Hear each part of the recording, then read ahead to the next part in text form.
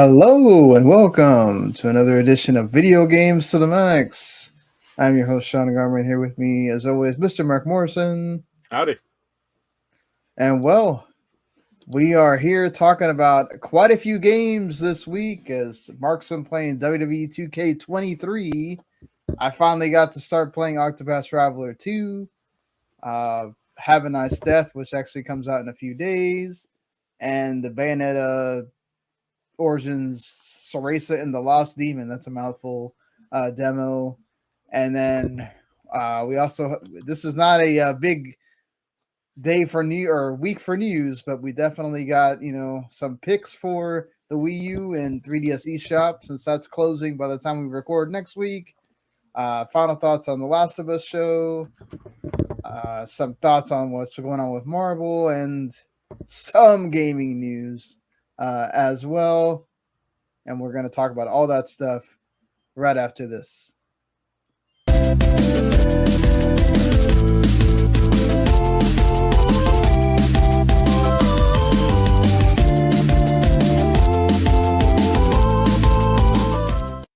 You are listening to Video Games to the Max. All right, and just so we can go ahead and get this one out of the way, folks, if this is your first time listening or watching, or it's your 100th time watching or listening, we really appreciate you. As always, you can watch us live on YouTube, on Twitch, on Twitter, on Facebook, all W2 Network there.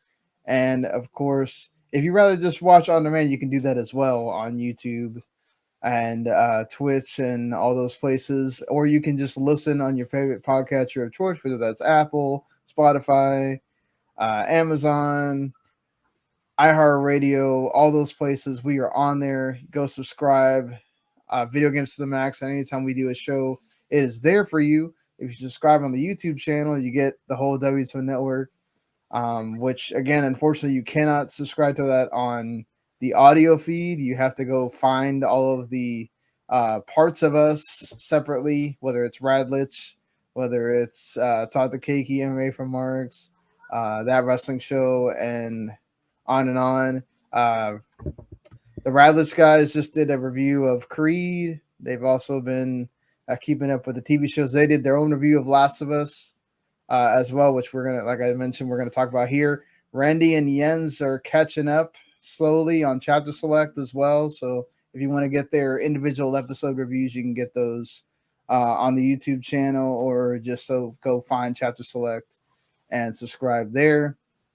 And we do have some sad news to talk about, both inside of video games and also kind of outside of video games as well, because a certain figure that kind of transcends a lot of things unfortunately passed away this week. But I'm going to leave that a little bit later just because, so we don't start on an absolute dour note here. I guess let's go ahead and start with the video games, Marc. So Sure. you got WWE 2K23. I want to say, I guess, technically a day before launch. If you bought the Super Icon edition or whatever, you could have had it. I think it's on March 14th, which is like 3 days before. I actually was listening to a podcast with somebody that bought it and then did not get to play it until after it fully released. That tells you a lot right there. Why you shouldn't necessarily pre-order those things, and because you never know what life's going to throw at you. And then what did you do? You just wasted like $30. So that being said, Marc, so you've played, obviously you haven't touched everything. There's a lot of things in these WWE games. Yeah. I guess talk to me about the showcase mode this year is a bit interesting. Most of the time it's about a certain character.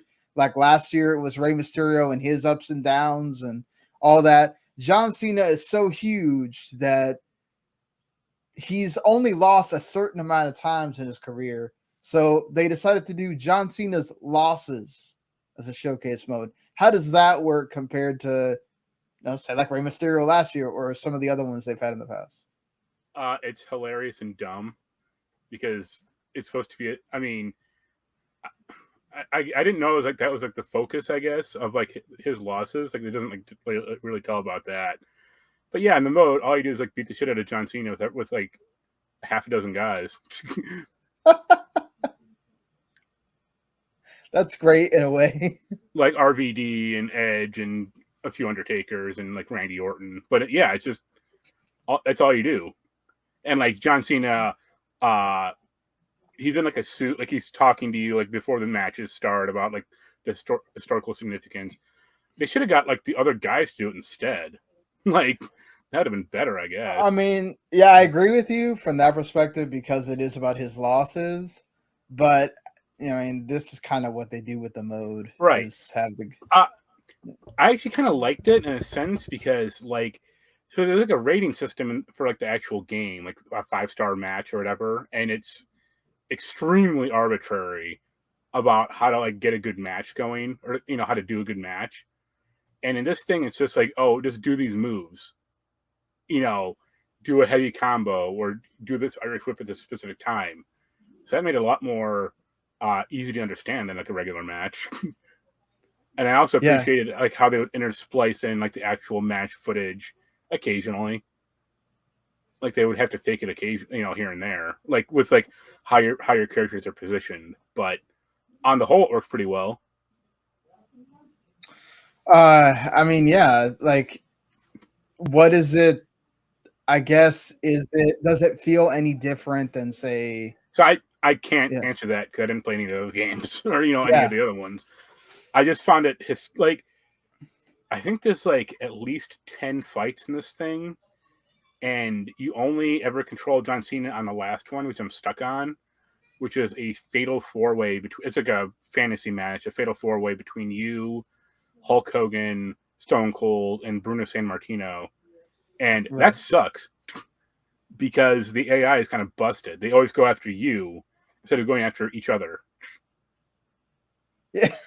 Oh yeah, I hated playing Royal Rumbles for those things because it like was so. I would be trying to pin someone, and someone else would like try to break it up, but then two characters would like pin each other or try to one character would try to pin another one, and the third character would be in the ring and it would just like stand there, and it's like, what the hell? Yeah. After you get through like the main story mode, it's like, oh, pick a wrestler to be like John Cena's like ultimate foe, and it gives you like all the wrestlers he wrestled, which is only like 7 guys, but there's like 13 of them because there's a lot, there's like 2 Batistas or 2 Triple H's or stuff like that. But it's like, oh, you can pick a random person, you can pick like anyone from the roster. When you select that option, it just goes like, no, you can't do that. And it's like, then why give me the option saying I can if you're just gonna say you can't do that? Like that seems really dumb. And I did that match, and like it goes through the intros, and then immediately you lose to Cena. Like it's not even any gameplay. It's just like an in-engine sequence. And I was like, okay. And I in the next match, and then the next match is you pick the wrestler again, or you pick whoever you want, and then you face off against the "you can't see me" version of John Cena, where you just wrestle Cena, but you only see his shorts and his shoes and his hat. Like you don't see the actual model of John Cena, and he's like super powered because he takes a tremendous amount of damage and is like super strong. And it's like, this is really wacky. Like, and they're like, even the commentators are like making note of the fact that like he's invisible. And it's like, what the hell is going on here? Like, I mean, that's WWE for you. Let's do crazy shit. Yeah. Put stuff in there. I mean, I'm still waiting for the kart racing DLC to be unlocked. You know what? I'm very surprised that they did Crush Hour. Yeah, that's what I meant. Yeah, like I'm surprised they haven't tried to do like an actual WWE like kart racer or something like that. Yeah, just hey, we have all the characters. Why not? Like, could you imagine The Rock in a kart racer, right? Stone Cold or something. So there's 2 versions of that. I guess My Rise. which is Yeah. the critic. One is called like the Legacy one. That's the female one, and I'm playing the male one, which is called the Lock, which is really dumb. Like, it's dumb. Yeah. You create a character, or you just I imported a DLC, not a DLC, a community created CM Punk, which is hilarious, and just did a few matches with that, and I'm like, yeah, this is okay, but I'm kind of bored by it.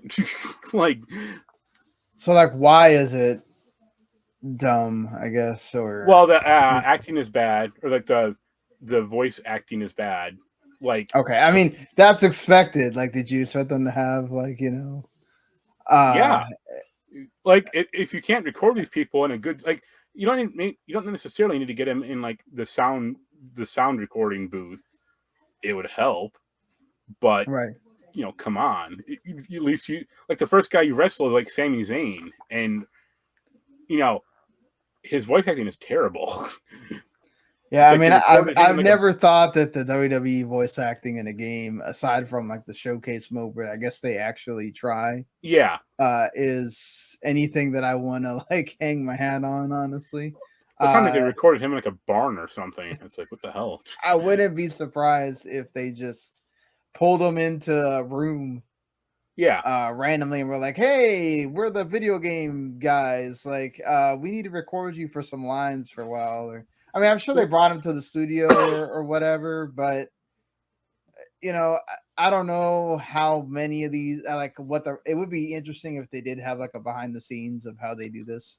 Yeah. And to be fair, this is a yearly game again. They had time on the previous one to like get all this stuff right because you had the 2 years off with the 22. Now it's back to that whole 9-month cycle thing where it's only certain things we can add.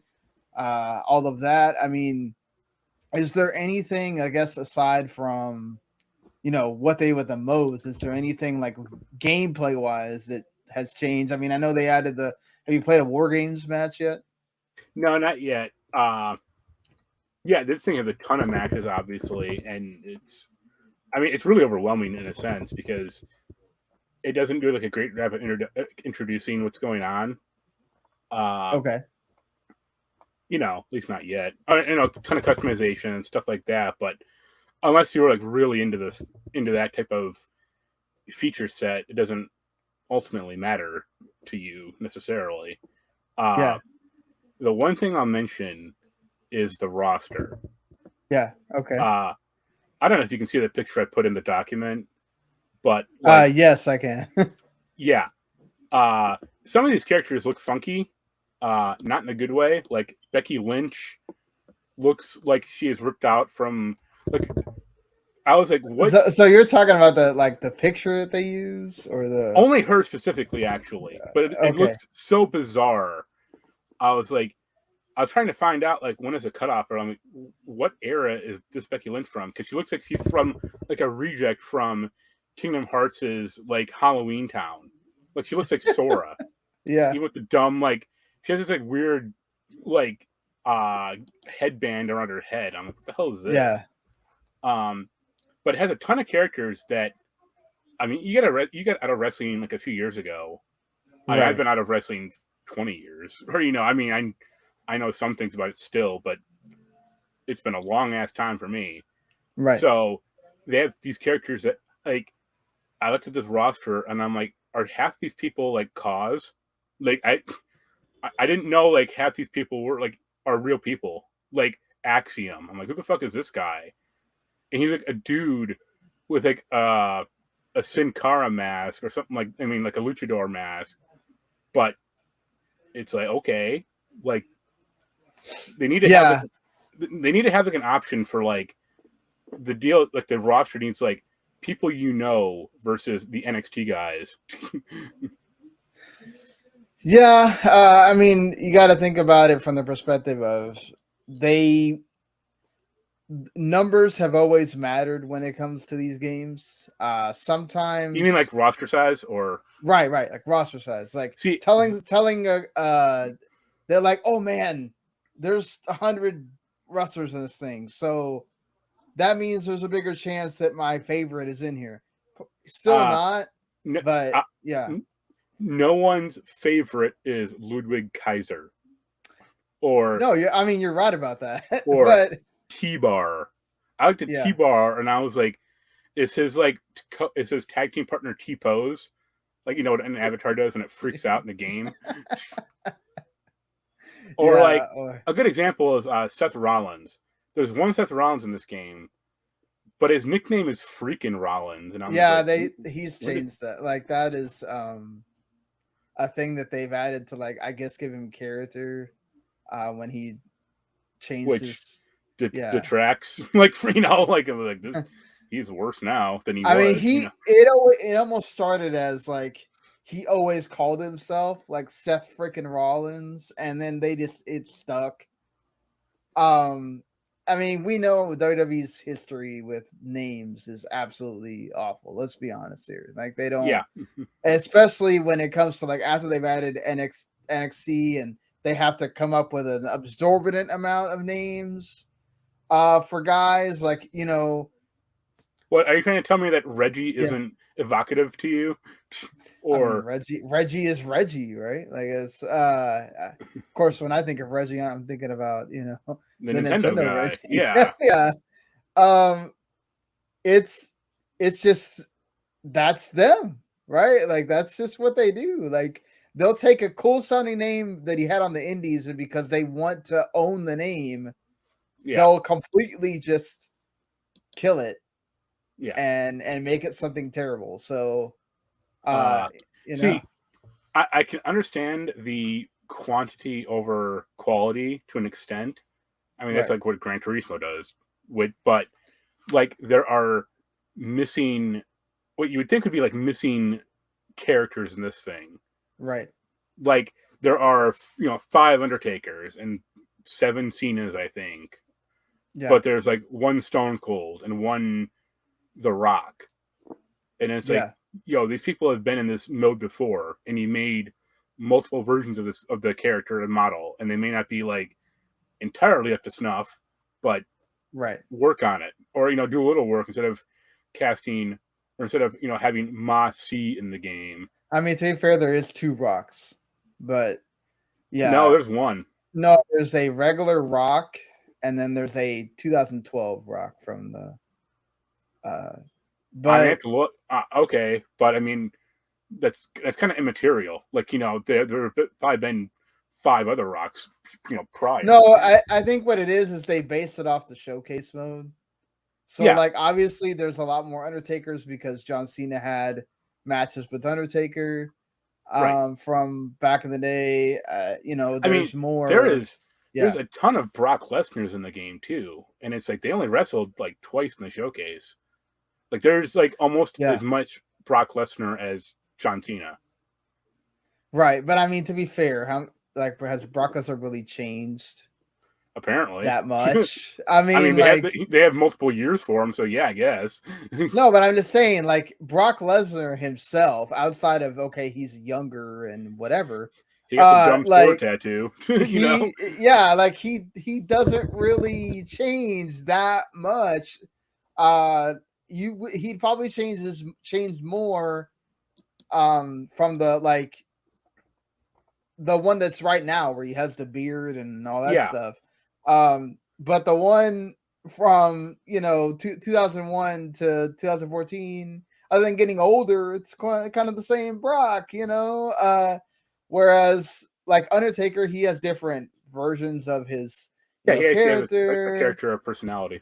I mean, but I think there's only like one Triple H, or maybe like 2. One, and they have like the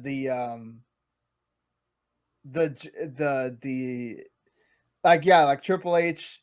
But see, that's the difference. Like when the showcase mode was more about like older Triple H, there was like 5 different versions of Triple H because you had to have again though. Why can't you just bring those in? Because you have to make the models. You have to. I don't know what the cutoff is. Like, I don't know if they have to charge more. Like or you know what? they're gonna put them in as DLC because they want to sell the DLC. This is how they make money. Like let's not beat around the bush here. They make money with these DLC packs that they release throughout the year. I was hot Bad Bunny DLC. Well, yeah. Then the Bad Bunny is the pre-order DLC. Now, to be fair, Bad Bunny is important because they're about to have a Backlash, which is the one after WrestleMania in Puerto Rico. So, and that's the first time they've done a pay-per-view, which they're not called they're called special events now. In like 18 years that they've done a special event in Puerto Rico. So, like, that's a big deal. It's cool. What I guess my point is that I wonder if somebody has brought up to them, hey, we have NBA 2K, and NBA 2K does like monthly or even weekly updates. Like, yeah. Why could they not do that? Like, if the whole, if I'm not saying they need to go games as a service and like only have one version of WWE and they just update that every year, because they're not going to do that because they make money doing these yearly releases. But I mean, I think because a few reasons. One is like the NBA actually has like a record system of like wins versus losses, so there is a more but they change people from rosters for you without you deciding that. Like, you can, if you start a career mode tomorrow and it locks the rosters for you, but if you're playing like exhibition mode, it will automatically do the latest roster update for you. Like, well, I get it that it's a real sport, so right. But I'm saying, like, okay, I guess there's just a lot more to do with the wrestlers, like making the models and everything else. But it's like, and I guess in the NBA game, you just make a bunch of generic guys and you can just add their name on it in the ratings or whatever. So I guess there's that part. One funny thing about the showcase mode, speaking of generic stuff, is they blur out the faces of all the refs in the game. Yeah, like in the video packages. And right, yeah, the ones that are no longer with them, yeah. But it's like every ref is gone. Like, you don't have one. Like, it's so weird. Like, I think it's because like the ref probably doesn't look like the ref in the game, or they have a few different ref models. But it's like, who cares? Like, there's matches from like 2 years ago, and it's like that dude's probably still there. Like, I'm sure. No, but I mean they've changed a lot of the referees now, and I think it's also that they don't want to have to pay them. Yeah, like they blur out like certain T-shirts in the crowd, or even like John Cena's like logo, and it's like, wow. That's the whole PG WWE thing where they don't want that, which is fair. That's what they do. The actual gameplay is like more or less fine, right? It's still. I mean, it was already really good last year, so it's like that didn't really need to change much. It's weird that there's like a stamina bar system where it's like it ties to both your signature move and your ability to like quickly pop up or to like bounce back. And like the game is like the controls are kind of overly complicated, right? Because they expect you to do like certain like. I had like one stupid match in the showcase where it's like, Irish whip a guy into the announce table, and then do your finisher against him when he's like leaning against the announce table. And I had to do that I had to try that like 9 different times before it would like finally work. And I had to like look up a video online on how to do it, because I'm like, I'm doing what this game wants me to do or telling me to do, but it ain't happening. Right.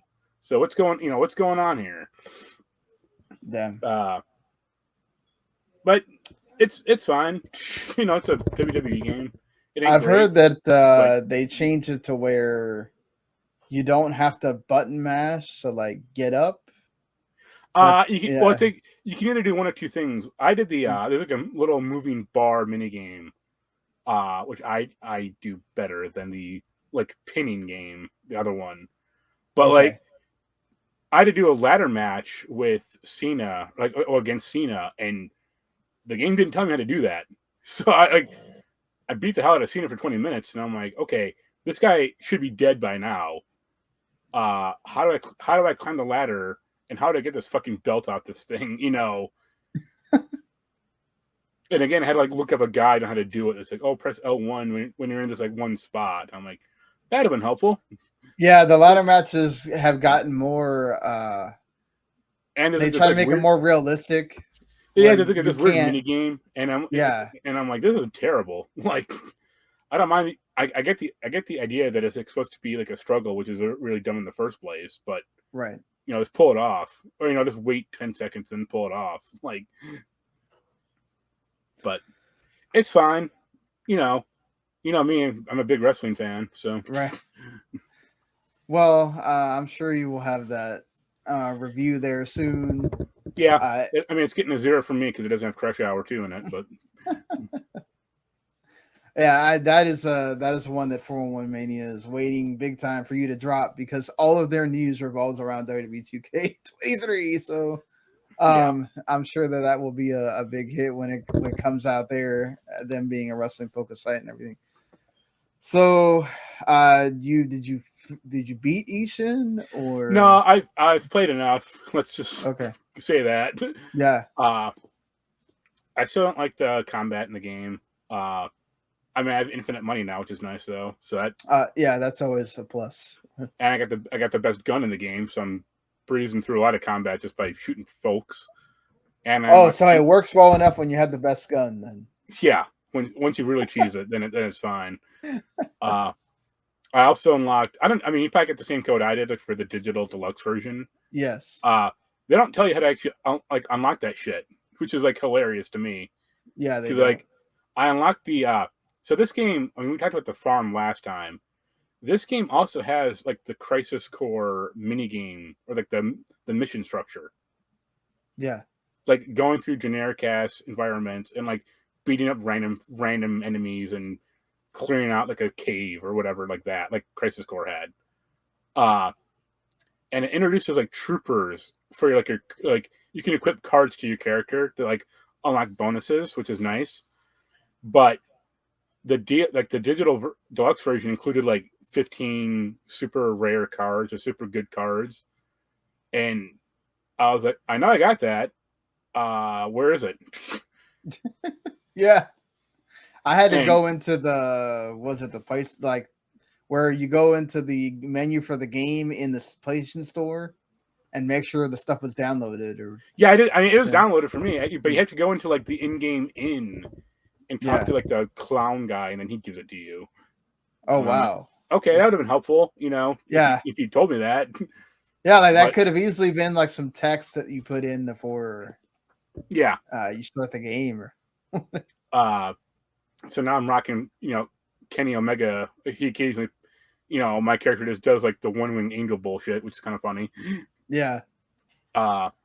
It's still good, or it's still fine, but yeah, just the combat is kind of, it's less of a problem now that I'm completely cheap in my character, but right. Still don't like it. And that game has deficiencies with the, I wouldn't say inventory, but like the UI, which makes it really aggravating. Like, did you ever play Assassin's Creed 2? I did for a little bit, yeah. So, like, the whole crux, one of the big things in that game was, like, going back to your villa, upgrading it, like, talking to the architect, building new crap, collecting the money, and then going back to, like, the town. This has that with, like, the farm and even this trooper, the mission thing. But you have to keep going back to these areas to do it. And it's like, why the fuck isn't there just a do this from the main menu or do this from like the menu option? Like, I don't want to have to keep bouncing back to the farm to do stuff there. And I don't care about realism. Like, that's surprising because Like a Dragon had that where you could do some things from the menu or whatever. Yeah, but like you still couldn't do like the Ichiban confection stuff, for example. Yeah. And it's just like the same thing here. But it's like, oh, to cook, like you have to like go to the kitchen, select the item you want, do the mini games for the item, like whatever food you're gonna make, get it, and then if you want to make multiples of that item, you have to go through this process over and over. And it's like, I don't mind doing the mini games over and over, but why can't I just say I want to make 10 vegetable salads in a row and just do 10 of the mini games real quick, or 10 of them, multiples, to do this? Like, it's just such a time waster. Yeah, I don't know. I mean, they probably think that there might have been an oversight or something that people just didn't at the time think about, But it's like, you have to create 5 produce or create 5 meals for like one of the jobs, and it's like, well, I can do that, no problem, but it's just a hassle. Keep going into these menus over and over. Yeah, there was a lot of quality of life stuff that they didn't touch. Yeah, right, because they're remastering, remaking this game, but they're still bringing over a lot of the same things to make the process faster. I guess the one thing they actually did touch was that trooper card stuff. Like, I guess it only used to work in the missions, but now it works anywhere, or mostly anywhere. Right, and you can also turn it off if you don't want to do it. Yeah, but it's like, why would you do that? Like, there's people that don't like. There's a lot of people that I've seen a segment of people that know about this game, and they go, "Oh, this is like crossing the line between crazy and, well, we knew it wasn't going to be like realistic, but this is like pushing it to the other side where it's like laughable now or whatever." So they added a lot of that stuff to be able to turn it off. So I mean, you can turn off the attacks your cards do. Like, I have one card that's like a tiger, so when I whip it out or when I use a tiger just attacks an enemy, which is like, okay, that's silly and goofy, and you can turn that off. Right. But you can still have the card equipped, which gives you a passive bonus. So do that. Why wouldn't you do that? But it's still fine. I mean, I'll keep playing it off and on, but the story also didn't like particularly grab me. Like, it's weird that it's so, I wouldn't say, well, not reverential, but like so Yakuza copied. Like, you're playing as Kiryu essentially, right? Yeah, it's basically like them in a play, right? Playing other characters. Like, yeah, but it's like, this isn't grabbing me as much because it just seems kind of goofy, right? But yeah, it doesn't feel like its own original thing. Also, yeah, because they're having to kind of play towards those characters. So, right. I didn't play them, but I did buy 2 PS5 games recently, or over the past week. I bought Strangers of Paradise because it finally hit that magical $20 price tag I wanted. And I think they said it's a permanent discount. Maybe. Who knows? I got the PS5 version because that's like the hard one to find apparently. And speaking of that, I bought. You're gonna laugh. I bought Marvel's Avengers. Why? I'm really curious to try it. Well, I'm curious to try it now that it's basically turning off the pay-to-win crap, or like the cosmetic store. Right. Like, hey, why not? Now I'll play it because I want to spend more money on it than needed to. Yeah. I still want to check out the story because everybody says that it's actually worth it, but I have no interest in. Like, the single player will be functional, and even the multiplayer will be functional. So I'm like, all right, cool. And I don't know, like, I haven't tried it yet because it's a pretty big game to install, but I just hope the DLC is free as well. I doubt that, but I can dream. And that's another game that's like really hard to find on PS5. Really? I'm surprised people haven't like tried to turn that thing in, and yeah. Or maybe maybe people GameStop just stopped taking it. Maybe. Well, the weird thing is like every GameStop said it was sold out. I mean, you can buy it from their site just fine. But when I went to GameStop to pick up Trains to Paradise, they had a PS5 copy of it sitting there. So I'm like, nice to know your inventory system is still working well, GameStop. Yeah. All right. How's Octopath Traveler keeping up with you? Octopath Traveler, let me tell you, is living up to all of the hype so far for me. it's one of those like, so I actually can't play the first game again because it was the last game I ever bought on a cartridge on the Switch. And I traded that in at one point. I can't remember why. So I have to actually like rebuy the game again to be able to play it. So I can't like go back and really think about my time with that game because I know I spent like about 5 hours, and the whole thing with the characters like never interacting or whatever kind of like just put me off. And so I was a little bit skeptical coming into this game, but I was like, you know what? It's getting a lot of like buzz and people were talking about it. This was before it came out, you know, obviously. Right. So I was like, okay, hey Adam, let me see if maybe we'll get a code, you know. And it actually came in. It came in at like I want to say like 5 days after it came out, but hey, not going to complain. Well, at least you didn't buy it like Theater Rhythm. Yeah, but I don't mind with Theater Rhythm because like I wanted to support them, and Right. maybe it'll help with getting further DLC down the line.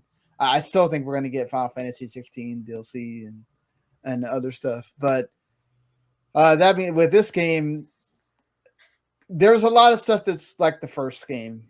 You know, they still have the 8 characters that are separated. The battle system is essentially the same, except for there is now latent actions, which each character has a like. It's not really a limit break per se. It's like an extra thing that you can get if you take too much damage or you break an enemy, and it will like accentuate something that your character already does. So, like, let's say one of your characters will boost all his BP at once, hit the boost power, which is the, you know, if you haven't ever played these games, it's basically the whole point of it is your attack. You can attack like a regular RPG, right? But the whole point is to break the enemy, find its weakness, and like keep hitting the shield until it can attack. And then when you get to the break, that's when you try to use the most all your boosts that you have, and like just basically make it to where you attack like 5 times or 4 times, whatever, and put all that power into one attack while they're broken. And you're trying to essentially do that. But there's times where obviously you kind of have to figure out, oh, is this the time? Is this where his HP is low enough where if I do it maybe twice, it'll knock him out? Or I need to do this to be able to like maybe subdue them a little bit or break them. You can also break them using that. So there's a lot of strategy with that system. So being able to suddenly get a boost from the one character and then whacking them to it gets broken again, especially like on bosses, for example. That's a really great like power to be able to have, that you can all of a sudden it comes on and oh man, that turns the tide of the battle. So there's the one for the so I picked Oswald the Scholar as my first character. Yeah. So he is the one, he's like the revenge story. I can't remember the guy in the first game that had this similar story, but he is accused of killing his wife and daughter. And then he gets, well, you find out what actually happened, obviously, pretty quickly as you go through that first chapter. And he gets stuck on like this prison island where they take the worst people and you're stuck there forever. And, well, not forever, but you're there for the years that you're supposed to do. And it basically, like, think of it as like he's stuck on Alcatraz or whatever.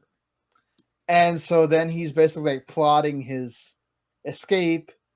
And with him specifically, you actually have to do his chapter 1 and chapter 2 before you can go do other stuff. So him, you know, I spend a lot of time with him and getting to learn his story, and it actually is really interesting. And then the other characters, which I think it's the same way in the first game, as you go through the world, you can find the other characters in other towns. Right. But in the first game, they really didn't interact much at all. Like you find them and they come part of your party, And then like outside of battle, you just never saw them. In this game, they like follow behind you. They actually like acknowledge the other person when you first meet them, which is that is way better than getting no acknowledgement at all. Like that already right there is like a win, because now I get, thinking back on it, like as I've sat here and played some of the game, I actually appreciate, and also having played like the demo of Live Alive and everything else, like I appreciate the fact that these characters they actually have the gall to keep doing it like this, where it's the stories are separated.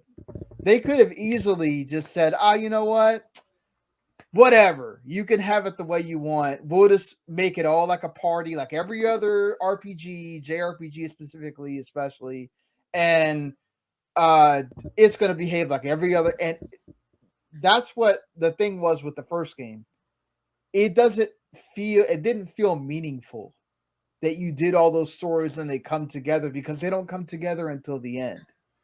Yeah. To do the final chapter, whatever. This game, you can actually have, I haven't had, I'm on the third character. Like the interesting thing about this game is depending on who you select is what side of the world you start on.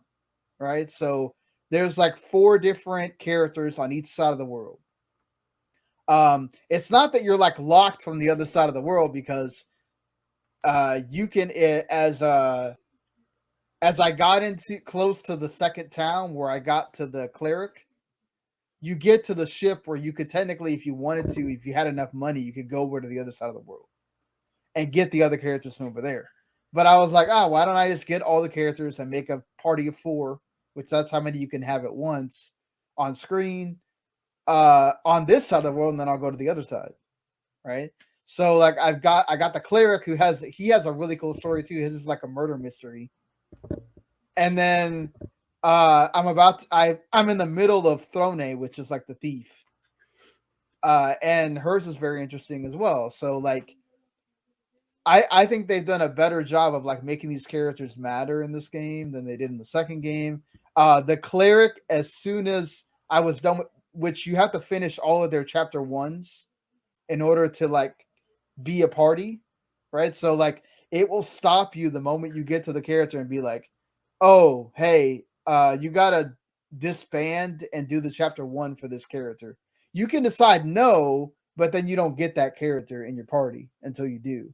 And then so you go through their story, and then the cleric actually acknowledges the scholar. They say hi to each other. The scholar says something to the fact of what he went through, and then they like go and be a party and run around together and wherever you want to go, right? And as you go through the world, it feels a lot more seamless. Like it doesn't feel so regimented, and things actually feel different. Like I remember when Octopath 1 came out, the HD 2D, that was the first one, right? It was very novel at the time. So this one, it feels like, oh, we've had that experience of these other games. And so we kind of know like how to make this look better and feel better. So one of the things that like you can do that's different in this game is that there's a day and night cycle, and you can press R and it instantly change it from day to night. And so it changes, like it's kind of like Pokemon in a way. Like the battles get harder. You have different enemies that you fight at night that you don't fight during the day. So there's advantages. So there's side quests that will appear sometimes at night that don't appear during the day. Yeah. So it's actually like intuitive. It feels like you see the map and you could go anywhere you want. There's those, it's like faded away. It tells you, okay, this isn't there, but when you go there, it tells you, oh, you need to be level 16 or you need to be level 18 or whatever before you go here. So it's actually, it feels like it's all one map and it all feels different instead of all feeling kind of the same every time you went. Like the first game, I remember from the bit I played, it all was like, okay, get your guy, go to a dungeon, do the dungeon, go to the next one, do the dungeon again, go to the next one. Like this one feels like it all has a purpose. And I like that. I like the fact that, you might go through one chapter, there's not a boss. It's not like, oh, we have to have this arbitrary boss that you have to beat or whatever. So it's actually interesting to go through all of the characters, and each character feels different, but then again, they add something to your party. So that's very nice for this game. And I really hope that they can add on to this whenever there is an Octopath Traveler 3, if there is an Octopath Traveler 3. Apparently, I got the Switch version. Apparently, on PS5, it looks amazing. So if you get it, Mark, I would recommend getting it on PS5. So you can actually like see a lot more of the things that you don't get to see on Switch. But so this is such a meaty game, I had to have it where I can play it portable.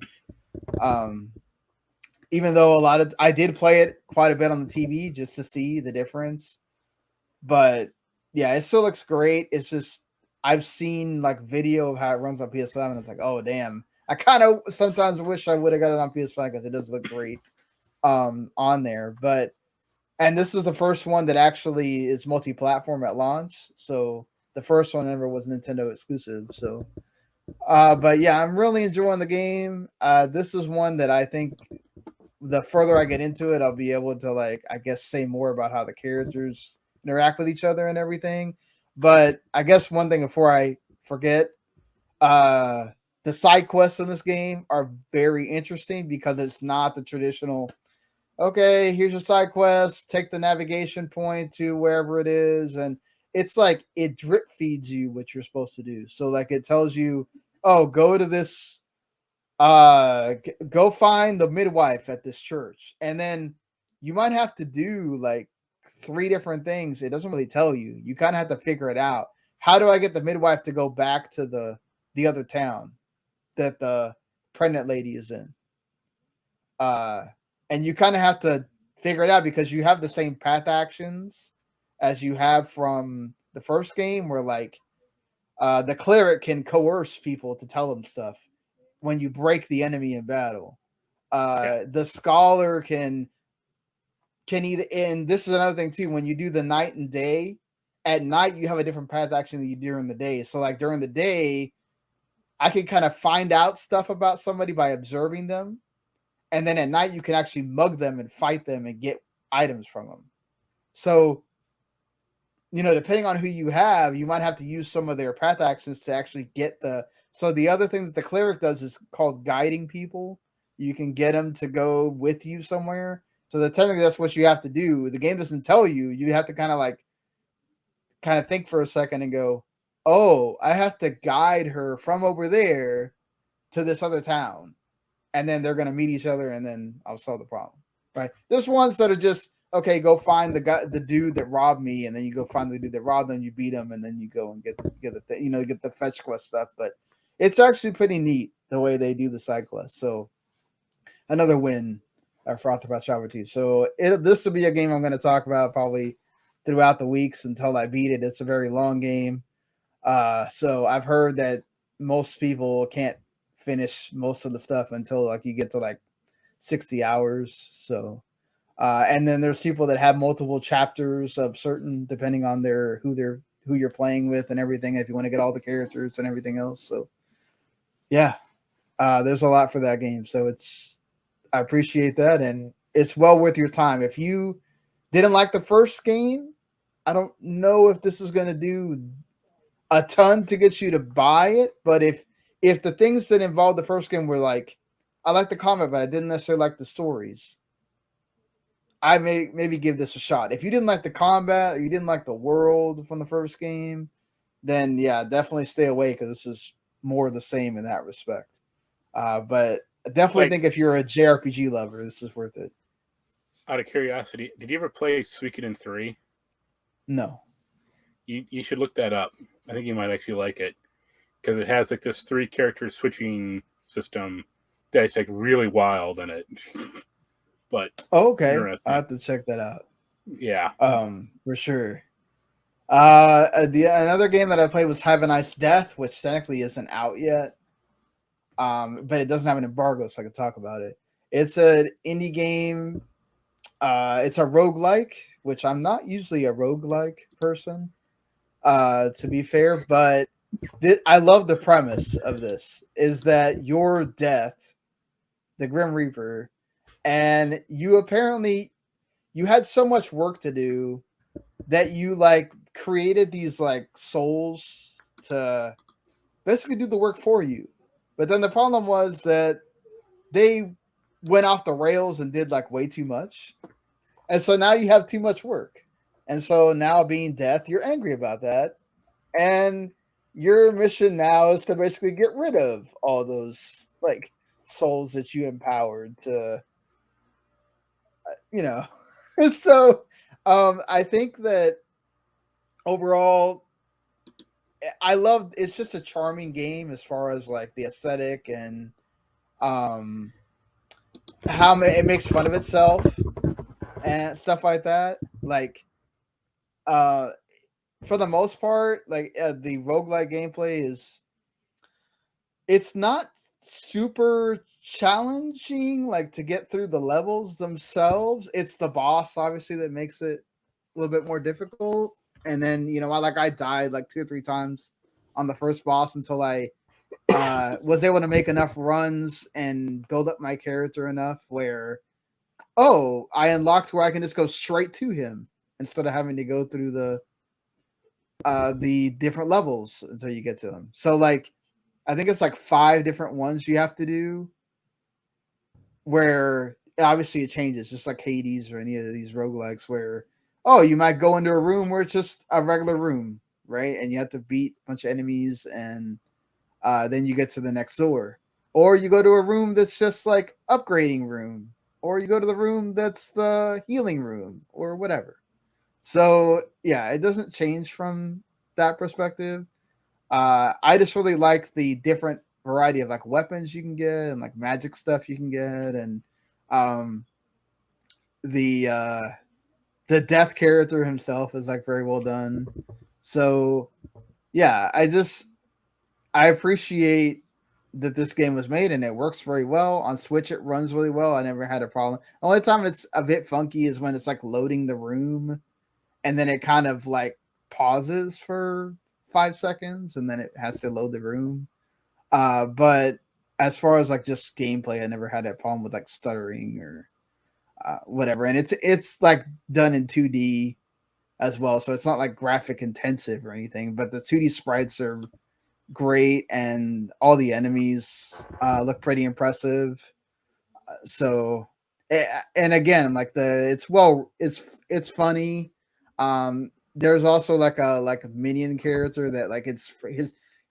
He has a pumpkin for a head, and it's his like first day on the job, and he's I guess supposed to be like his he loves death so much that like he worships him or whatever, and that's a join the club. Yeah, a very interesting dynamic there. But yeah, I mean, like it can get pretty crazy when the later you get in these levels. Like it's I'll probably play it a bit more and then finally add it to my log of reviews I need to write. But like I'm surprised. Like I'm not. I mean, Hades was like the only roguelike that I kind of really liked. So I didn't know if this was going to go into other categories of like roguelikes I've tried and I don't like them. Right. But so far I've been enjoying this one. So I know you like roguelikes. So I mean, it depends on the roguelike, but more or less, yeah. Yeah, like I think this is a really good one of those. Like, so definitely if you enjoy them and you've seen the trailers and you thought that it looked really interesting, I would pick up Have a Nice Death. It's worth it, in my view.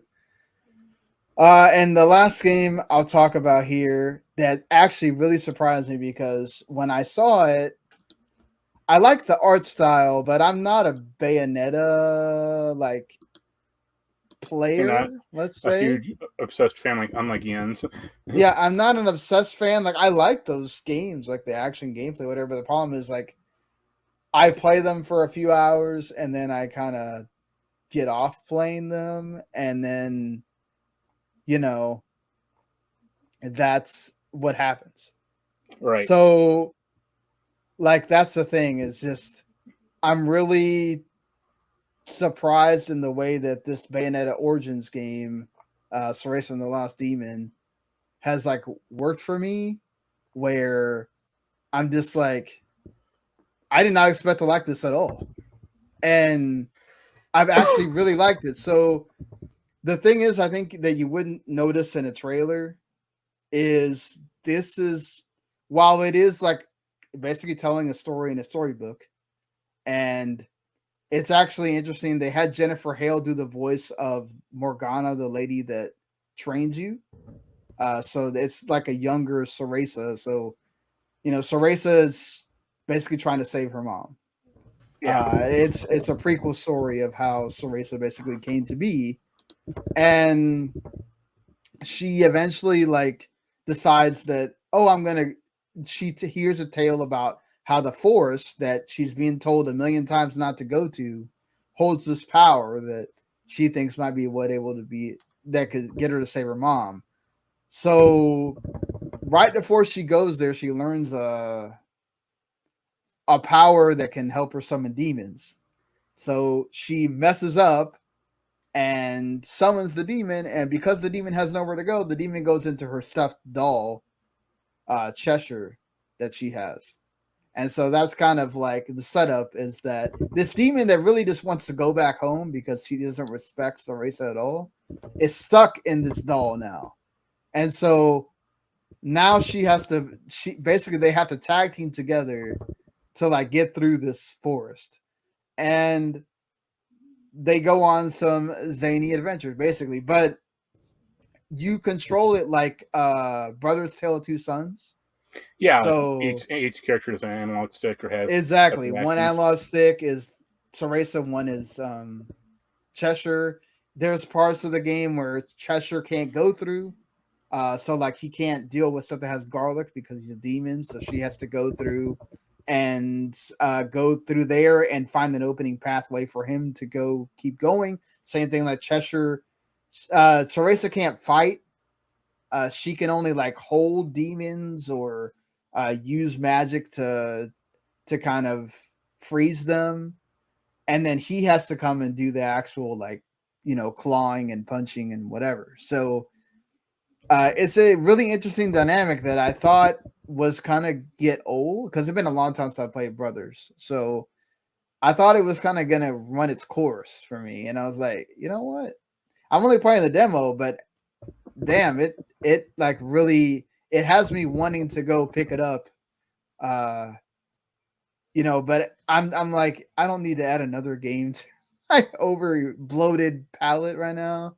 So after Resident Evil 4, there's like April is like not really a big, except for Jedi Survivor, which comes out at the end of the month.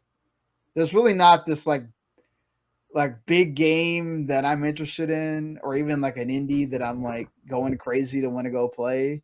So maybe in April, if I can get everything in order and written and all that stuff, I'll have like nothing to play, I might pick up the actual game and what are you talking about, man? actually, Akiba's Trip 2 comes out in April. no. Definitely don't want to play that at all. But like I really like the voice acting in the game, and then again like the art style is absolutely like really well done as well. Like I also thought that the story thing was going to get on my nerves after a while, and that is actually surprisingly charming. So like it's one of those, it's like Hi-Fi Rush that, okay, didn't know if I was going to like it or not, start playing it, and it's actually like really interesting. So I think if you're a Bayonetta fan, it's not going to play like Bayonetta, obviously, that you remember. But if you really want to know, I guess, the origins of Bayonetta, or just go through a story like this, I think it's well worth your time, because you're going to get some of those. And You do see still like John and some of the other characters. So yeah, I go pick it up, people. I think you're gonna get surprised too. Like the thing is, I don't know. It is actually like supposedly like a 15-hour game.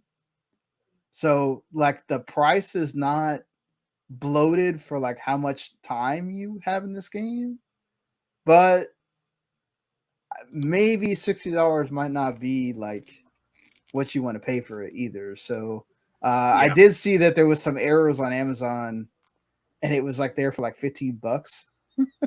And I was like, I was about to press the button, and then it was like, oh, sold out. I was like, oh. Right, yeah. And so, damn, that sucks. But yeah, I mean, I don't know how long Nintendo's gonna take to like put this on a sale, but I think it's one of those like as soon as you see it on like a $40 sale or something like that, I would definitely grab it because yeah, I think you're gonna enjoy your time with it. Like it's been something that's like I kept wanting to play, and I was like, I gotta play Octopath. I gotta play Have a Nice Death. I gotta play some other stuff, so I can't. But it's definitely one I'm gonna want to go back to for sure.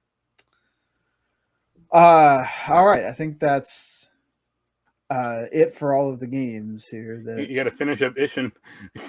Yeah, I'm probably going to do the same thing as you. Get to a certain point and be like, "Yep, that's as far." That's the same thing I did with Wanted Dead. I was like, "Okay, got to a certain point.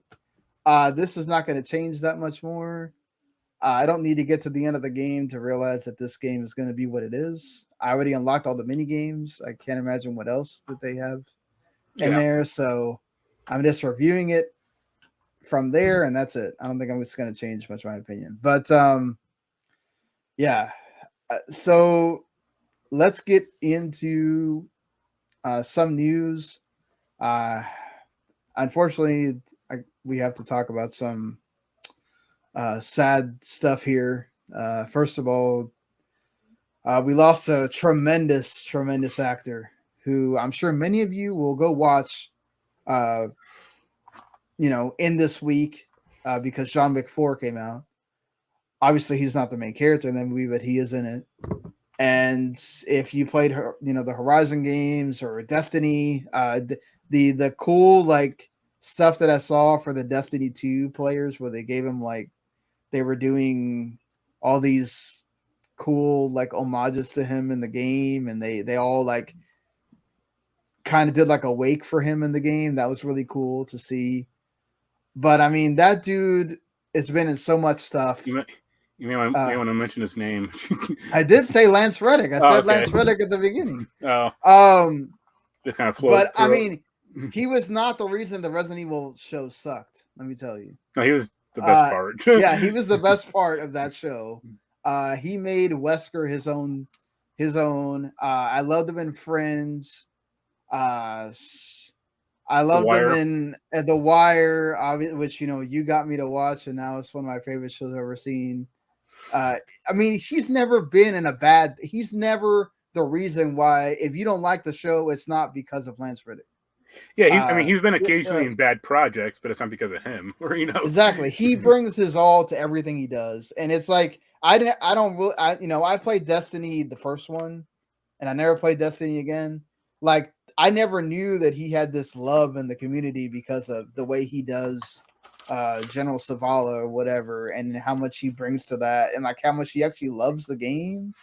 And there's some story from some Bungie community manager talking about like raiding with them, like, and he said that they showed up online, or Lance showed up online, and like he didn't want to be carried in the game in the raid, like he knew his shit, and like learned how to learn the fights.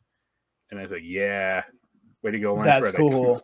Yeah, that's cool. Like, and he was like down to earth and not pompous about a celebrity or he's just a regular guy. Nobody like anybody that I've seen. I mean, I follow so many gaming people. Anybody that's ever said they met him at a convention or met him at a E3 or something like that, like they've all said, "Oh man, he's such a humble guy. He doesn't think that he's, oh, I'm Lance Reddick. You need to be, he is totally respectful and he'll talk to you. And so like, you can't say that for everybody. And the fact that nobody had a bad word to say about someone, and somebody that like, okay, he's known more for like TV shows and video games, and but like, he was important to the games he was in. Exactly. Like, I'm sure Bungie's like at a loss or not going to do well without his character. Right. But I'm sure the people developing Horizon are fucked. Or going like, okay, what do we do now? Because well, I mean, I guess they have to do something, because that game comes out next month, actually, the DLC. So I'm sure he'll be in it. Yeah, that's probably done like years ago. But right, for Horizon 3, whenever they make that, they'll probably just have some line or some quick aside that he's gone or something like that. I mean, they'll probably mention it in the DLC. I'd imagine they'll probably have like a graphic or something. Yeah. As well, but it just sucks. It absolutely is one of those, like, and he's 60, and it's like natural causes, and you're going, oh my gosh, that's way too young compared to their ages that we're seeing people pass away. But again, it shows you, like, love, tell the people you care about that you love them, and because you never know. Yeah. I don't know. I haven't heard anybody say like, oh, he suffered from this, or no, it hasn't been revealed that what the cause was, which if it was like high blood pressure or heart attack or whatever. Right. But we probably won't find that out for like another week or I mean, it depends on the family, but it's our hearts go out to his family, and just, it was gonna be I mean, he has a few roles like out the like post posthumous for like TV shows and movies, but he was in that Hellboy game. Yeah. So it's crazy to think like somebody that like has such a great reputation in the entertainment realm to like lend himself so much to video games. Like, you don't see that from everybody. Right. And that's a testament to the kind of person, he is. And so I'm sure he was super excited to be named to be in that Resident Evil show. Unfortunately for him, it didn't do well. But even after the show got canceled, like, he was still like retweeting people commenting about. Yeah, he had that whole he went on Twitter and gave a like whole speech about like the show and how he was kind of sad that it didn't catch on, Right. So again, it shows you what kind of person he is. I transitioned from that to unfortunately these people are still okay, but they're not okay because they don't have employment any longer. Once again, I'm sitting here talking about game journalism, game media suffering from these big groups or this big conglomerate buying a bunch of video game websites and then staffing up on people and then realizing that they made a mistake on what they were focusing on. It didn't do the numbers that they needed to do. And now the people that are suffering are the writers themselves and not the people that probably should be, which are the executives or the people that run the business side. So I'm talking about Gamer Group, who own like Destructoid and Silicon Era, Twinfinite, Attack of the Fanboy, Gamepur. I know somebody personally from Gamepur that is actually okay. He also writes, or she also writes for Keysight, Outer Haven. She seems to be okay. She's a freelancer there, but there are a lot of people that are not okay. They cut a lot of freelancer contracts and all these different sites. A lot of staff members are gone.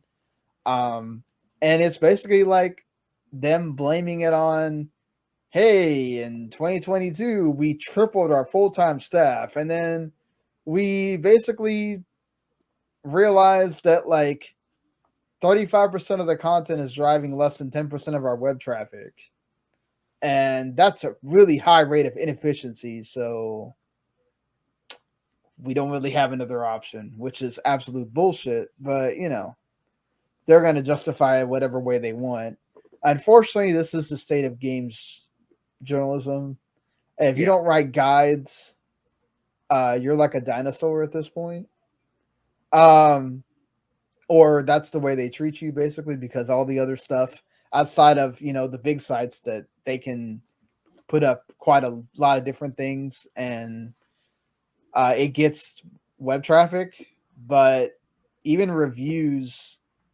Again, this is why I keep saying, like, if your review doesn't hit embargo, you might as well forget about it. Not saying that it doesn't matter, but the numbers it does is absolutely small compared to when everybody is there looking for that review right then. And even then, you need that continuous content that guides provide. And guides provide something where like people are constantly looking for. That's why you see so many different sites now. That's a huge chunk of what they do. Like even IGN has like a guides team now, and that's all they're dedicated to. Aside from the sites that's like what they've been doing, like Game 8, Samurai Gamers, and a bunch of other sites. What GameFAQs used to do for free. Now you have to have people doing that. And then the amount of people that do this stuff for free just to get the site more notoriety because it's what gets the clicks. And unfortunately, it sucks that you don't get to have the opinion writers or the editorial folks, or now it's basically like, okay, you have a guides team, you have people that do reviews, and then okay, we got to have a news team, and that's kind of it. Unfortunately, it just really sucks. It sucks to see. This has been a theme of this year specifically. I feel like we just constantly keep seeing it, and unfortunately, it probably will be continued to be a thing.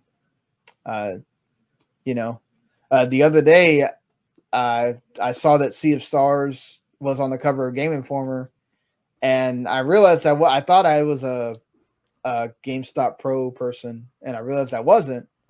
And I was like, damn, I'm really thinking about just giving them the $15 as a subscription, just because even if I may not read it, because I know what's going to happen. The digital subscription, the problem is you get the email and then you forget about it. At least when you get the magazine, it's like constantly there in front of you. Yeah. But they charge you more now for that. So yeah, the GameStop I went to didn't have the magazine for on the counter, so I didn't even know if it was still going on. Yeah, like it's something you have to like find out by knowing, and not. Yeah. And also, I mean, Twitch just let off some people as well. Yeah, Twitch as well. Amazon is continuing to they fired another 9,000 people, which is crazy. It's especially nuts because they keep building Amazon centers. Well, they've also just in the middle of nothing stopped building them and just left them there abandoned. Yeah, so there's a Amazon grocery store in my mom's town that they completely redid the store, the building, because it used to be a Best Buy, and they never opened the store.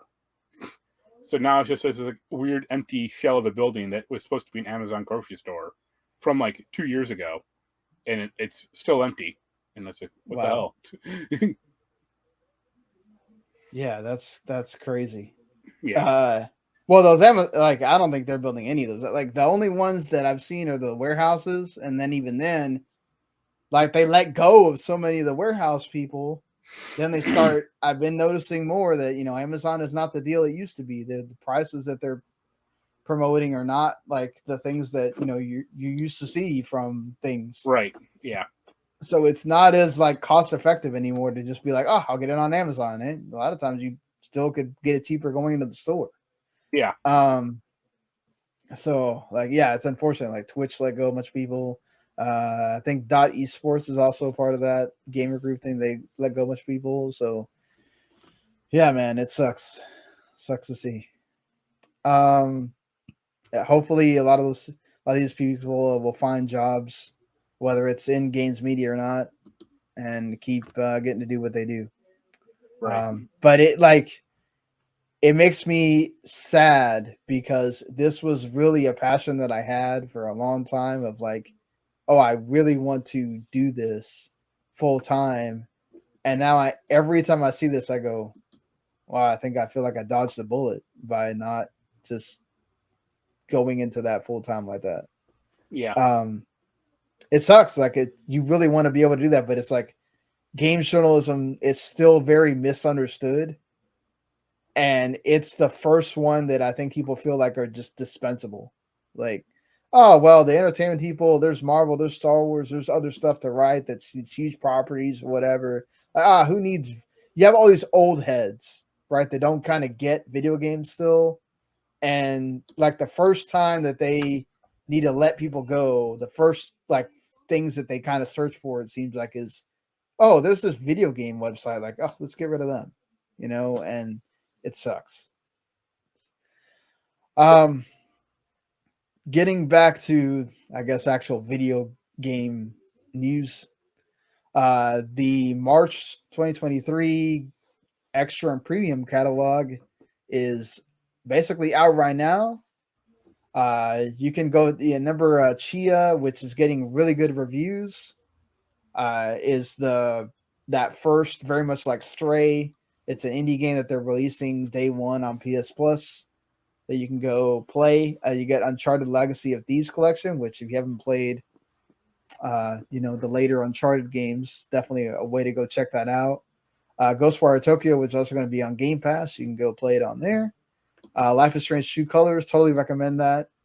Great game. Immortals Phoenix Rising, again, also recommend that. Great game. There's a lot of good picks for this month, honestly. Neo the World Ends With You is criminally underrated. Another one of those games that Square just put out to like die basically. Yeah. Life is Strange 2 is also on there. DBZ Kakarot is that's right there. Go play that game on a service. I wouldn't go buy it, but if you're a big DBZ fan and you're already paying for the service, that's well worth your time right there. Like, I mean, I'd probably buy the digital version or the deluxe version just so you can bypass a lot of the grinding. Well, that too, yeah, you could. Final Fantasy Type 0, which is pretty decent. Haven is actually pretty good too. So, and then you get Ridge Racer Type 4 if you have the premium, which that's a pretty good racing game. Ape Academy 2 for PSP. Yeah, and then Siphon Filter Dark Mirror, the PSP game as well. So, yeah, so really good stuff being added this month. Like PlayStation's been like knocking out of the park for the last couple months with this. So yeah, good on them for improving that, because last year it felt like a freaking like last year it felt like a ripoff, quite honestly. Microsoft, we're gonna get into a little bit of talking about Xbox stuff here. That sort of has to do with the deal that I'm tired of talking about, but here we go again. So Microsoft is making deals with third-party companies in order to try to appease the EU and CMA and FTC into letting them know that, hey, we're serious about bringing these games to everybody, and we don't want to make you feel like we're just going to try to boss everyone. So they made a deal with Boosteroid, a 10-year partnership for Activision Blizzard games, which again, this is contingent on the deal going through. Let me cut you off right here. Right. Have you ever heard of Boosteroid before? No, I had not. Okay, I'm just gonna be honest with you. Yeah, neither did I. They announced this deal, and I'm like, who the fuck is this? Like, but they are a global independent cloud gaming provider, which that's one of the sticking points from the CMA and the EU. They're worried about cloud gaming and how much. I'm sure that just means they have an office in America and an office in Canada, and that's it. You know. Well, yeah, I mean, but they also have offices in other places. They did another one with like a company with an X or whatever, X bid. Well, they did one with the Nintendo cloud, streaming company, which that makes a little more sense because they put out stuff. Yeah, like, I mean, they did it with we talked about the GeForce Now and the Nintendo one. Ubitus, that's the one that I couldn't think of. Sounds like Ubisoft, but it's not them. Ubitus is another cloud gaming provider. They're the ones, like you said, that did Hitman 3, Resident Evil 7, Assassin's Creed Odyssey on Switch. So they would, like you said, they would be very important because that's probably how they're going to make Call of Duty work. There's going to have to be some cloud gaming component. Entirely how they're going to. Yeah, like I mean, if they work the miracle to get that thing to work natively, then that is amazing. Let me tell you, because especially Warzone, if they somehow figure out how to make Warzone work natively, that is ridiculous to me. But yeah, I mean, that's why they got to make these providers, because they might want to have to use one of these to get the game to work on there. But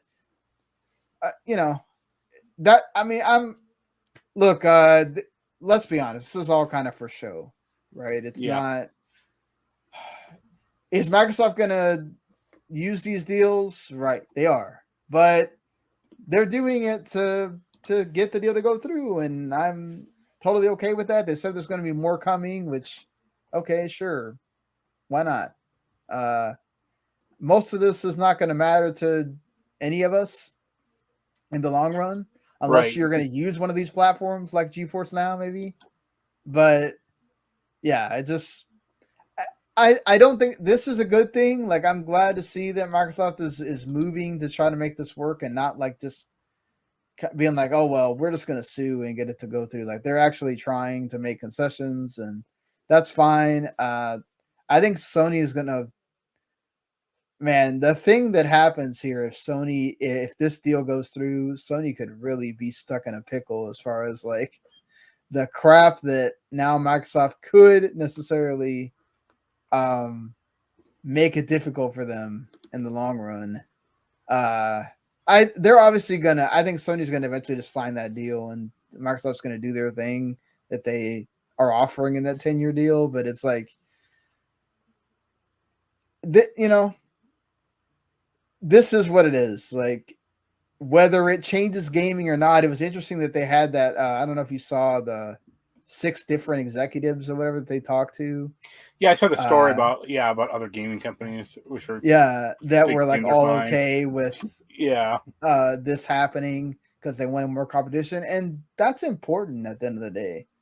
Like, here, I guess here's the ultimate question: is I think they said that like the PS5 has 80% of the market share compared to like the Xbox is 20%.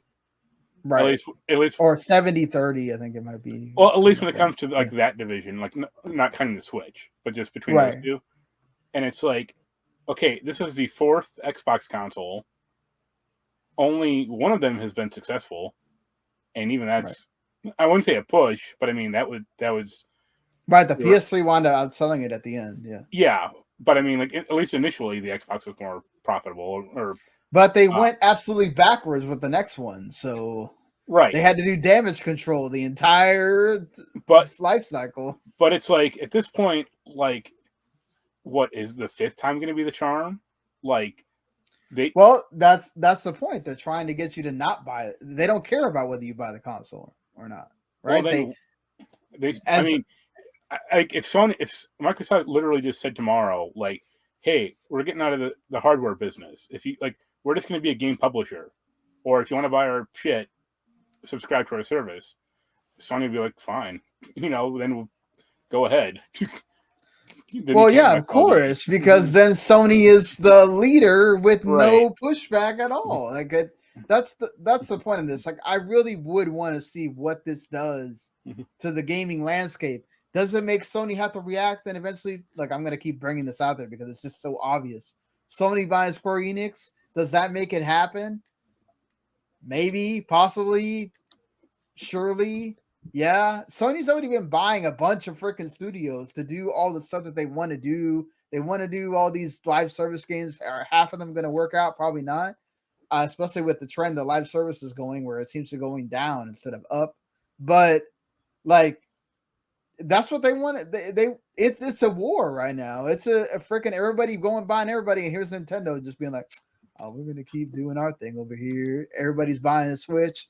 You're gonna buy the next freaking Switch or whatever we make. So that's why I think Nintendo can't really make this preposterously ridiculous different thing, because everybody's gotten so used to the Switch now that if you come out with something that's like, honestly, I just don't know what else Nintendo could invent that isn't out there at this point. Like, we already have dedicated cloud gaming machines. We already have phones that can do essentially what the Switch does better. Most people just don't want to play games on their phone still. Right. You have, the PS5, the Series X, you have PCs. Like, this was the thing that was left. Like, have the portable console that can be on your TV at any moment. Like, iterate on that. Just make a better version of that, and you're golden. I don't think people are ever going to get tired of, I can literally take this thing off a dock, and I can take this wherever I want, and I can play Nintendo games on it. Who's ever going to get tired of that? Like, nobody. We're becoming so more mobile than we used to be, as far as like, I want to have my games. I don't want to be sitting in front of the, like, so many people, it's becoming difficult to own houses right now. It's more people are having to move in together with family. Like, you have less space for everybody to have their own TV. So what do? Remote play. You play on your PC, on your laptop, like I do. Like, if my daughter really wanted to come in here, which she doesn't, she uses everything on her tablet. So luckily for me, it's good for me because I can just use the TV. But if she really wanted to constantly be using her TV, what do I have to do? Take my laptop and remote play. And the fact that Microsoft is making that easier, Sony's works extremely well now. Sony sometimes works better for me than the Xbox One does. And Nintendo's super easy. I just take it out of the dock. It actually looks better on the freaking thing than it actually looks on the TV. And I can play it, no problem. So I can be at work, play Theater Rhythm for 30 minutes, and keep going on my day. Like, it's just, I don't know how they're gonna do something different. But either way, the whole point is that Nintendo's over here in their corner doing their thing, waiting for Zelda to come out to freaking explode the whole sales of the Switch again, and Microsoft and Nintendo and Sony over here battling about Call of Duty. So, this is the state of gaming. We haven't played the game yet. Like, I don't know if we're gonna get a code or not, and if we do, it'll probably be like the day of, so it won't matter. I saw this thing. I wanted to get your thoughts on it. Like, I saw this on Twitter about how between Dead Space, Resident Evil 4, and Metroid Prime, a lot of the heavy hitter review scores are for remasters or remakes this year. Yeah. Do you think it says something about the industry, or just says that those games are great, so that means that they're always great? And I mean, it says a little, I guess, but I mean, it's the same thing with, certain old TV shows. Like, when they come back, they're fine, or people kind of just pick up where they left off. I think like some of those games were very good back then. So if you modernize the combat or modernize the controls, like Dead Space or Resident Evil 4, they'll still work just fine. Yeah. I mean, it's true. Like, Resident Evil 4 really didn't need to change a whole lot. They changed some things in the story or whatever, but for the most part, it was already a great game. So you're just putting it on modern. It was already on modern console, but you're just putting a better version of it on modern console. Re-putting it on modern consoles. Yeah, like Metro Prime Remaster. I mean, everybody that's played that thing is like, oh my God, I can't believe this is a GameCube game. Like, I mean, and then it's the same thing as, like, it's not. I mean, Metroid is different because it's not like rebuilt from the ground up, but it's just like what happened with, Final Fantasy VII a year or two ago. Yeah, I mean, but that's totally like the different version of remake. Like, that was them taking parts of it and just deciding, we're gonna make a whole different game here, and you can still go play 7 if you want, but this is a whole different thing. Like, I mean, Dead Space is like 1-to-1 almost. Metroid Prime Remaster, it was kind of, there is some built from the ground up kind of thing, but Metroid is the one that's like 1-to-1. I know Dead Space is. I mean, Dead Space has some 1-to-1 from like things, a plot perspective, it's the same, but not from a pure gameplay perspective. Yeah, they changed some things. They changed like certain monsters will appear in certain areas and they used to not to. Or well, they just didn't like slap an HD filter on it and go, here you go. Yeah.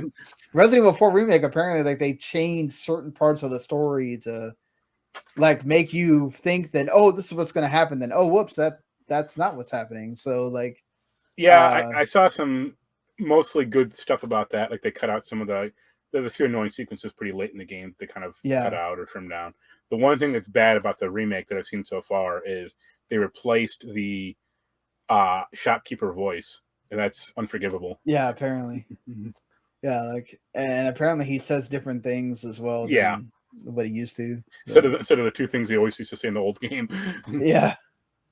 I would say that it's just an interesting time, I guess, from what we're experiencing now when it comes to that. And of course, because we don't know what's happening with that deal, Diablo 4 is not going to be on Game Pass anytime soon, especially not at launch.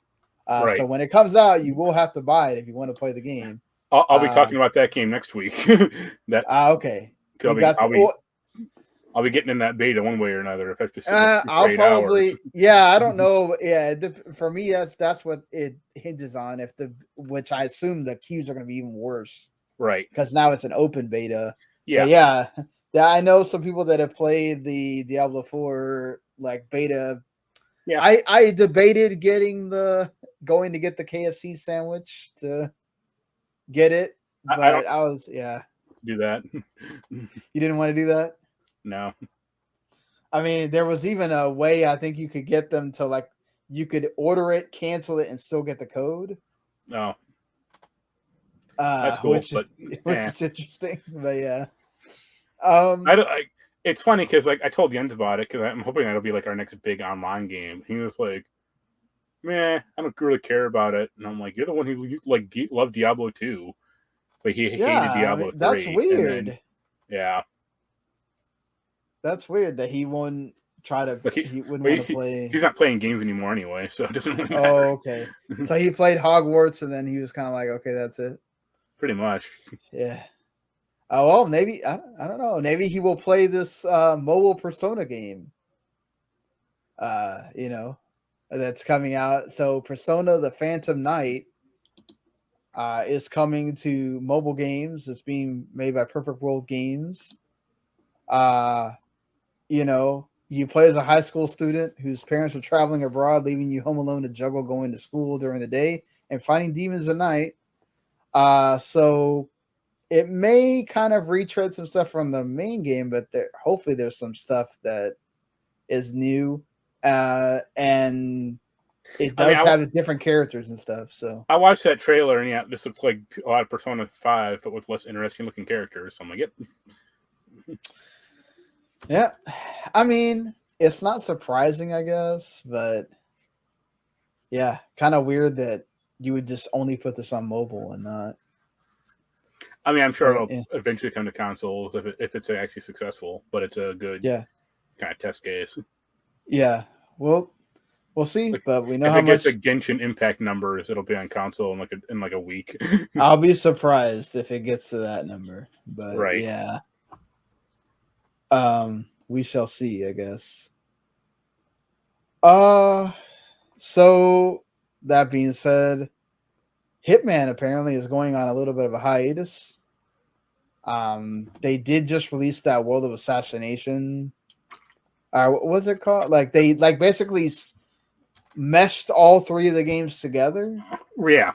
Yeah, and that's kind of like the thing that they've released where you can go play all of them together in like one go without it being separated by the games, I guess. Yep. And now they're kind of needing to figure out like what the next Hitman is. Like, well, yeah. I mean, the bigger thing is they have other projects in the works. So, yeah, that too. They have the 007 game. They also have that they announced this was a few weeks ago, and I think we talked about it. But they have this fantasy MMO they're going to be working on. That too. They have a game nuts. With they have a game with Xbox that we don't really know much about either. Yeah. So yeah, there's that. I mean, Hitman is going away for a little while, but it ain't going to be like Splinter Cell, where it's not touched for a decade and a half, or like Hitman will eventually be back. If not Hitman 4, then maybe does another reboot or something. Yeah.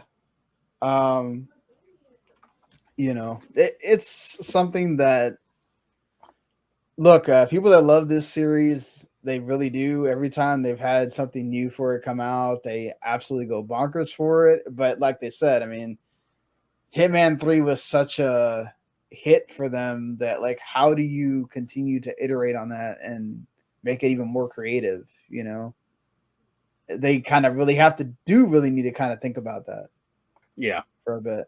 So good that they're actually doing this. They're not trying to rush out another game because, oh man, we're small and we got to continually have the hits coming. The fact that I guess Hitman 3 did well enough that they can afford that. It's not for Square. Yeah. And then, I mean, also, again, like you're saying, they had those other projects in the works that they need to focus on. So I'm sure we will hear about Hitman. Yeah. Again here.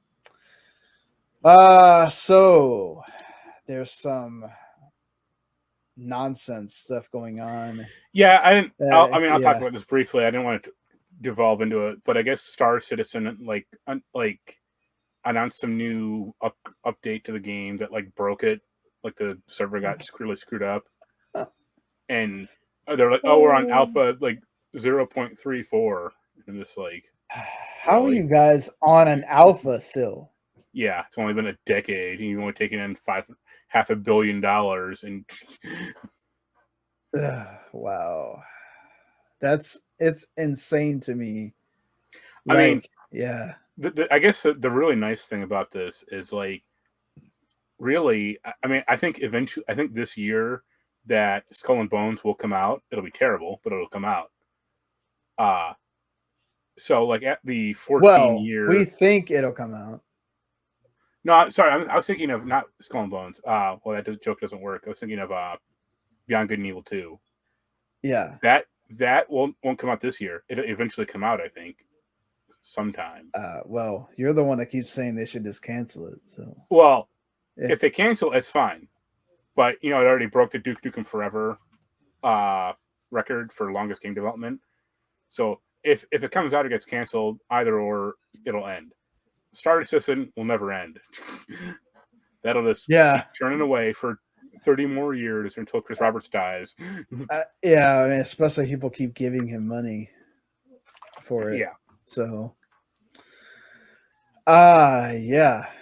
I mean, it's insane to me, still, that they haven't even put a beta out for this game. Right. Well, it's still I mean, there are aspects of it you can play. You can play around a certain space environment or whatever, but it's still not a game, and it never will be. Yeah. Well, yep. Well, not until they add NFTs to it. Yep, exactly. The NFTs that for some reason people are still producing here. Square-Enix actually showed off a trailer for their Symbiogenesis NFT. That looked awful. It didn't look good, but they promised thousands of characters, people. So get ready. Also, Yu Suzuki is the co-creator of Virtua Fighter, is working on NFTs based on the game series, and boy, let me tell you how this is probably going to go. So how about it'd be nice if Sega just made a new Virtua Fighter game. Let's do that instead of making it 1,000 Virtua Fighter NFTs available. Which include go ahead. 11 characters on the first 3 Virtua Fighter games. So. Yeah, the last Virtua Fighter game, main number game, was 2007. That's a while. Wow. I mean, they've had updates to it, over the years, but Yeah, they It's not a had new that game. showdown game, like last year? Yeah, or Ultimate Show. Well, they had Final Showdown in like 2012. Well, no, but the one they released directly on like PS Plus. Yeah, wasn't it well, they had last year? Ultimate Showdown in Okay. 2021. Oh, okay. But that's not a new game. That's just collecting Yeah. all the DLC from the other releases or whatever. So it's Right. like, yeah, let's make a new one. I'm surprised. I'm really surprised that they have not. I mean, I don't think the series ever did particularly well, so it's not. Right. To me, it's not that surprising when you really think about it. And I don't know who's still at Sega. But like we have like King of Fighters games getting made and all that stuff. Like you would think that like, okay, let's release a new Virtua Fighter. You'd see the fighting game community get excited about that. Like, but like, I don't know, people or like SNK or the dudes who make Guilty Gear or System Works, they have a passion for fighting games, and Sega does not. Yeah, or that's true. Sega might still have a passion for it, but I don't know if they still have like a developer to like make one, Right. So, yeah. Yep. So we go from talking about sad things with NFTs still getting made to ultimate sadness that will be next week. So if you don't remember, March 27th, which is this Monday coming up, is the final day for the 3DS and Wii U eShops. That means there will no longer be any virtual console also. So the only way you're going to play old games is through emulation or through whatever's there with the Switch stuff. Yeah. So, and I mean, to be fair, again, they are adding things. And they just added Kirby's Dream Land for the Game Boy and a whole host of I guess other stuff. I mean, I can't believe they added like a pool game for this. Was wanting, Yeah. And I mean, we know they're adding things for the GBA and everything else, but Gerard the Completionist, Khalil, who I'm sure a lot of you know on YouTube, used to be part of the failed G4 as well, and he bought every Wii U and 3DS game, which ran him about $22,791, and it took him almost an entire year to complete, which is about 1.2 terabytes of Wii U games and 267 gigabytes of 3DS games, DSiWare and DLC. And of course, those like digital only games as well. He's going to donate all of that to the Video Game History Foundation. That's really cool that he did that. It's also insane that he had to do that because this shop is going down. But that obviously leads us to talk about like I owned a Wii U and I had it for a hot minute and then I had to sell it because I needed money. The 3DS I still have and I still use to this day. Like I still have the other two Theater Rhythms. I play those. I still have the Persona Q2. Which would be one of the games I would recommend to go buy. The Persona Q2 is really great. It's like Etrian Odyssey with Persona. And Q2 had a pretty cool story as well. So definitely I would go buy that game if you're a Persona fan. But yeah, did you own a 3DS or? No, I didn't own a 3DS or Wii U. So I guess here's the thing is you won't be able to buy this stuff anymore, but I don't see it as a huge loss. And what I mean by that is you can easily jailbreak either of those consoles, and that shit is all online anyway. Like, yeah, it ain't hard just to put the whatever you want on a 3DS and have at it. Yeah, I saw a lot of that conversation today. That a lot of people are not going to feel bad about doing that, and that this craziness that Nintendo's doing right now of getting people to like go it's nuts. their own fault. Yeah, Like, I mean, to be fair, Nintendo is going to get a ton of people buying. Well, I wouldn't say a ton. They're going to get a ton of sales from people that are going to go nuts about, oh crap, the 3DS, especially the 3DS, right? Like the Wii U has virtual console stuff. It has some special things, but a lot of the big hits from the Wii U have been ported over. I mean, like Xenoblade Chronicles X and a few other things. That's like the only one that hasn't been ported over. Yeah, I mean, like the Zelda games are basically it's like another Metroid Prime situation where like apparently they're sitting there waiting for Nintendo to announce that they're getting ported to the Switch. They just haven't announced them yet. Yeah. Which I wouldn't be surprised in the June Direct whenever they do that. Now that it had been a month after Tears of the Kingdom comes out, that they announced them. Right. I will be very shocked if we do not get those announcements. That they don't come out this year, like in the fall or whatever, or maybe like September, October, or whatever. But yeah, like, man, they're sitting there waiting, and then you really won't have that many games that are still sitting on the Wii U that I would say like are absolute. You got to play this, whatever. It's kind of like the situation I think like 2 years ago when Sony announced they're going to cut out the PS3, right? And it's like to me, there are more PS3 games still on, like locked to that thing that would be kind of hard to get off. But if you want to jailbreak a PS3 and just install whatever, you can. Yeah, that too. I mean, but like I'm sitting here going through the list of like the best Wii U games, and pretty much it's either had a different version that is almost the same, or a remaster or a port already to the Switch. Yeah, except for Xenoblade Chronicles 3 or X.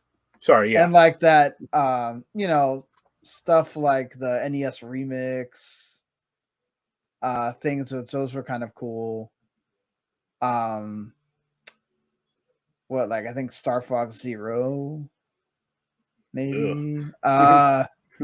But like, yeah, almost everything else has been ported from that system. Like you aren't missing a whole lot outside of like stuff that's like very niche. And I'm sure that there are people that are gonna, if you run this back and give me a comment of what you think are the best Wii U or 3DS games that you need to go buy, I'm sure someone will point out some game that's stuck on there.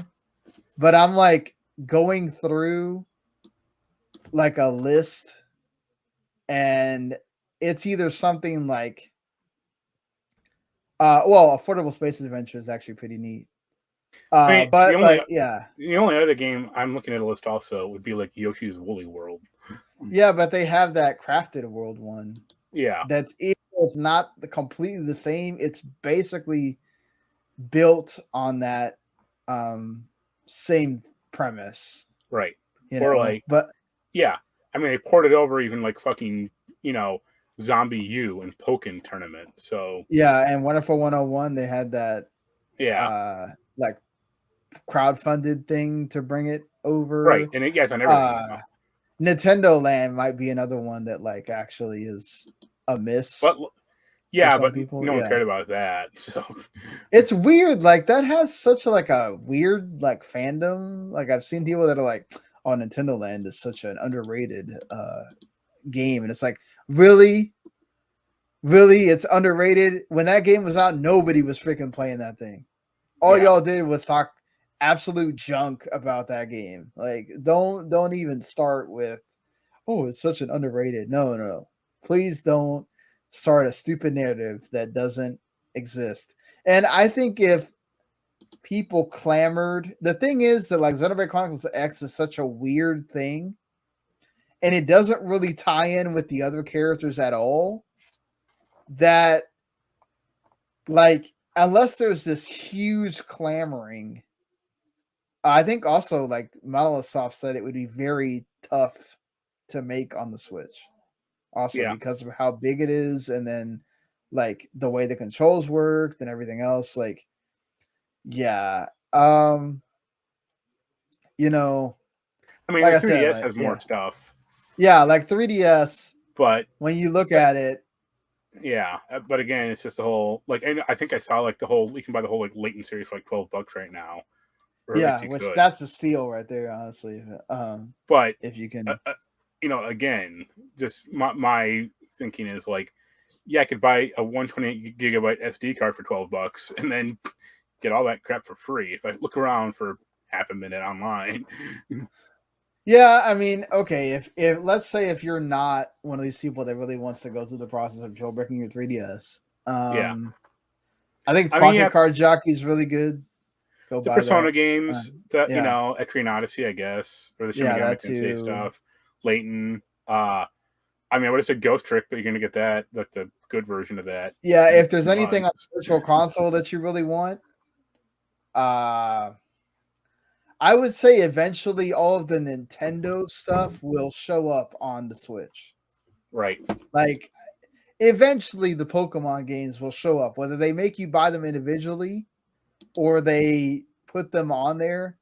They See, will eventually put them on there. I don't think the mainline Pokemon games will ever show up, but they could literally make you buy them individually, just like they did on.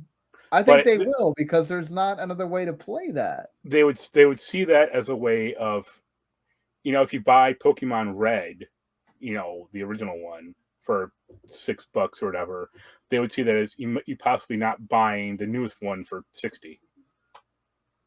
I agree with you. I'm saying, like, let's say it looks like next year is going to be a barren year for Pokemon because they're releasing those DLCs at the end of this year, right? And then we kind of don't know really if there's going to be any Pokemon stuff. So, like, a way to pad out the year would be to kind of slowly release the old games to where they're making playable. Now, to be fair, but the thing is also, like, you have something like Heart Gold and Soul Silver that's stuck on that. Like, I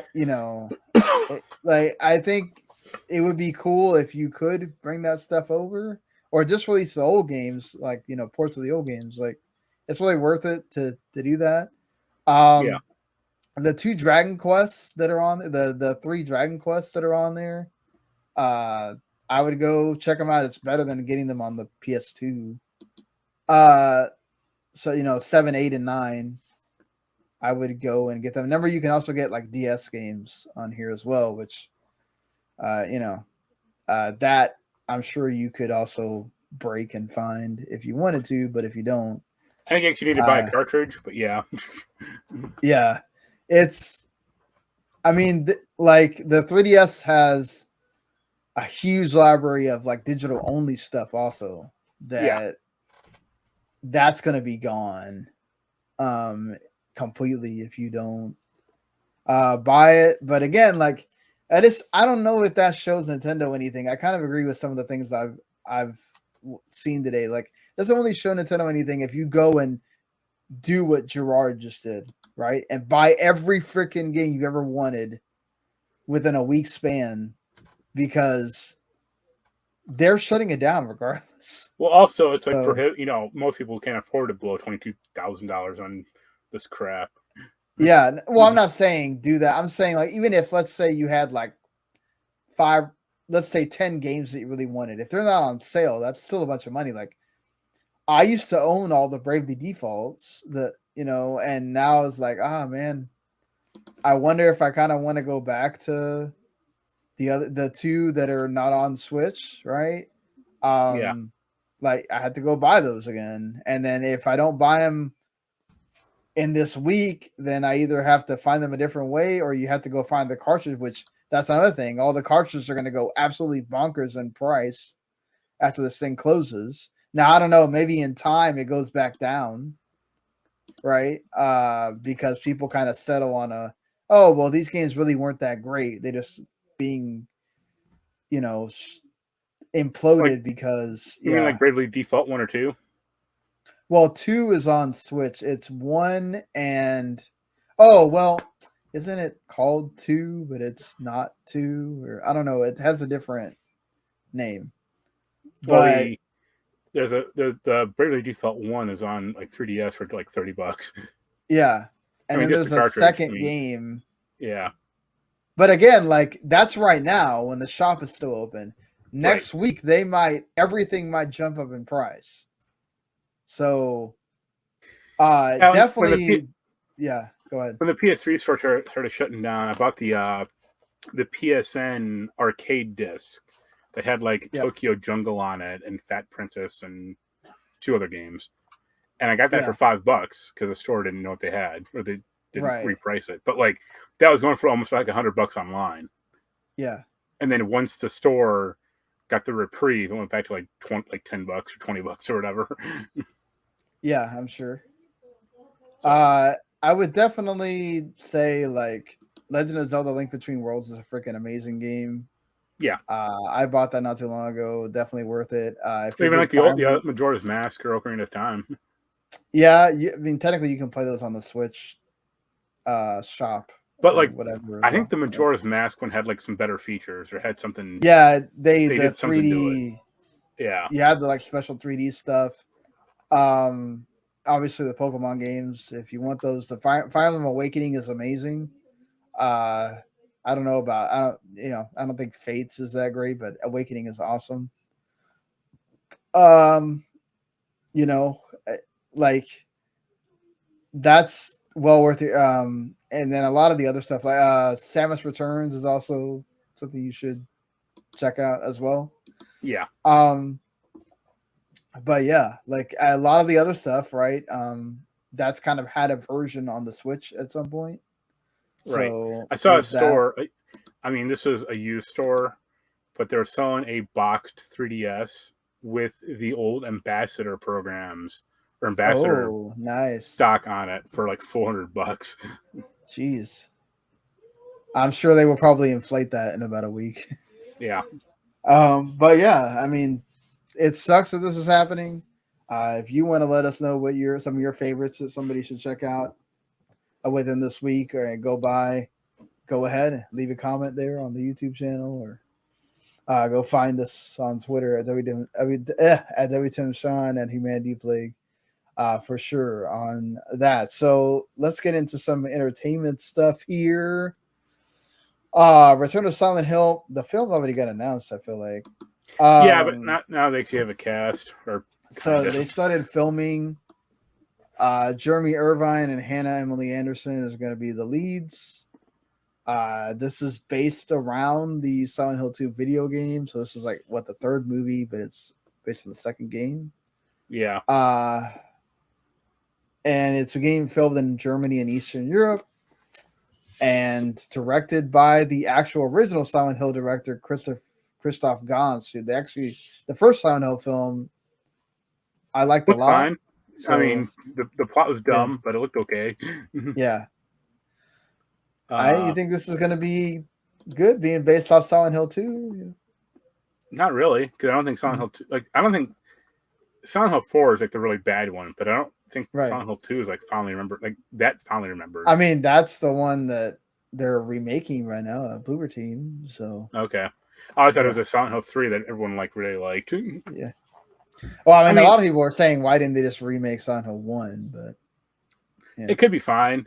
But my problem is, it's the same problem as like some of these other adaptations where you have like a no-name cast. Or like, I haven't heard of these people. Or it's the same problem as that, no offense to Lance Reddick, but like that Resident Evil show. Like he was like the only name in that show. Right. And it's like, okay, he's cool. Well, I mean, they're trying to do it on a budget.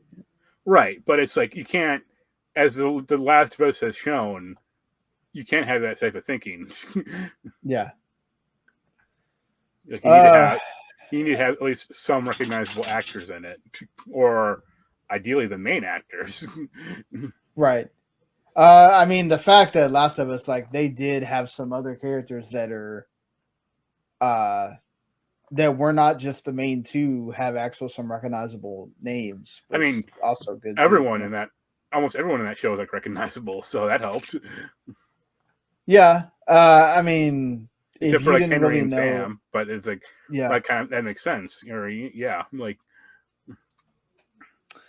But still, I mean, I think the whole point is that, like, I mean, that's a difference between HBO and Netflix. They put their money in certain things, right? Right.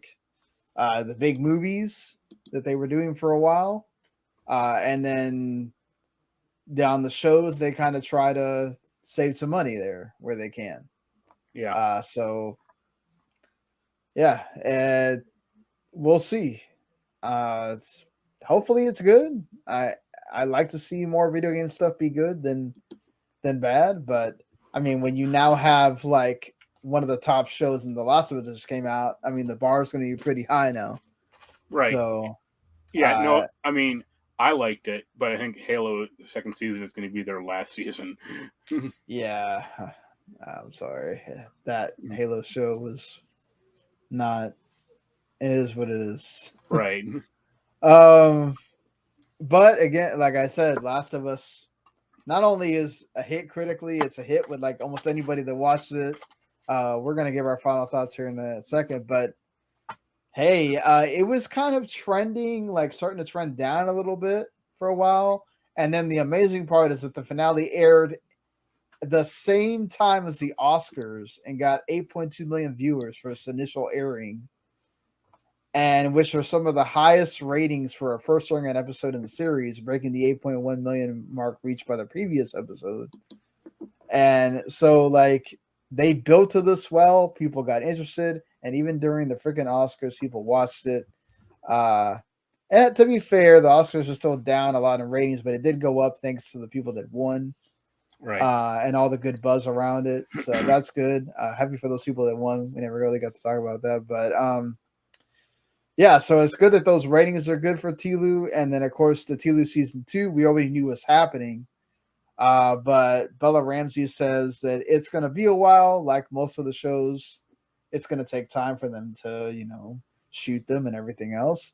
And then she says it's going to be like a year of filming, so probably end of 2024, early 2025, and we'll see it.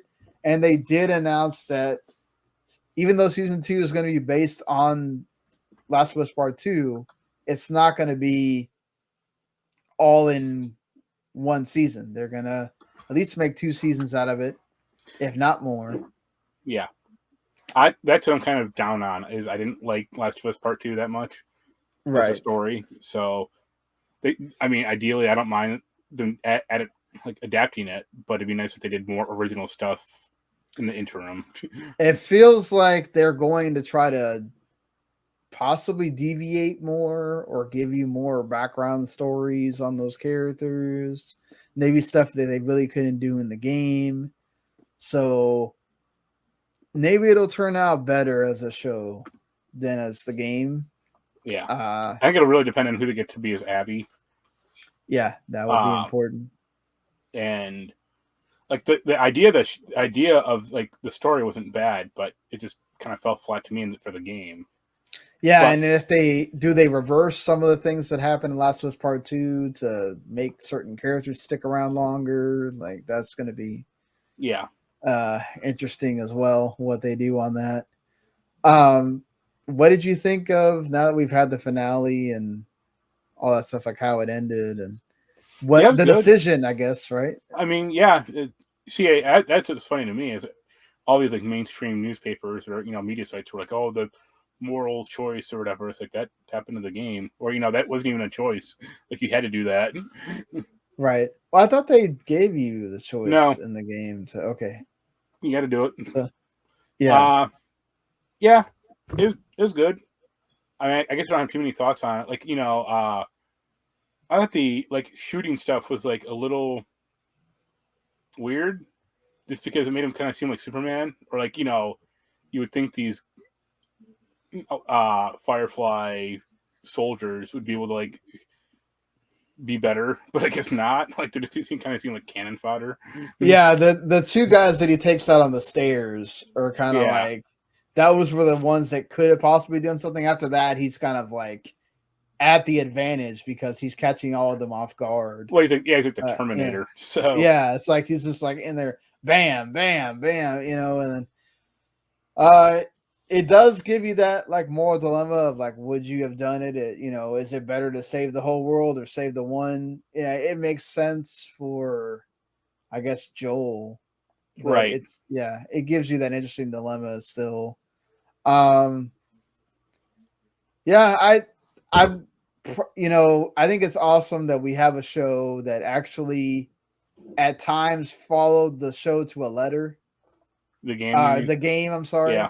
But the thing is HBO going to do the Game of Thrones thing now where, oh, well, the first season followed it to the T, but now we're going to kind of start doing our own thing.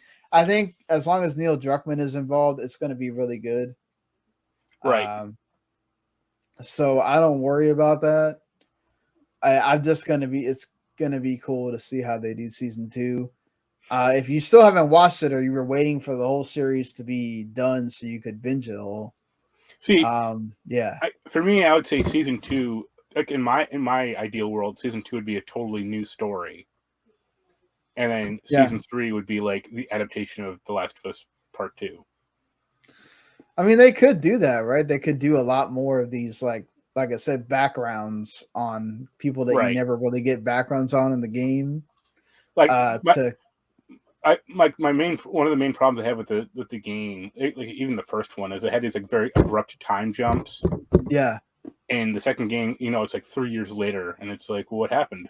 Like yeah, you don't have to they could do more of that. Yeah, you don't have to give me like a day by day, but more infected or more of the settlement stuff or more like Tommy or how do you feel about that? There's a lot of people that talk about like, oh, the infected are like basically like non-existent almost in this. Do you feel like they should have had more of a role? Or I mean, realistically they're only in 2 episodes.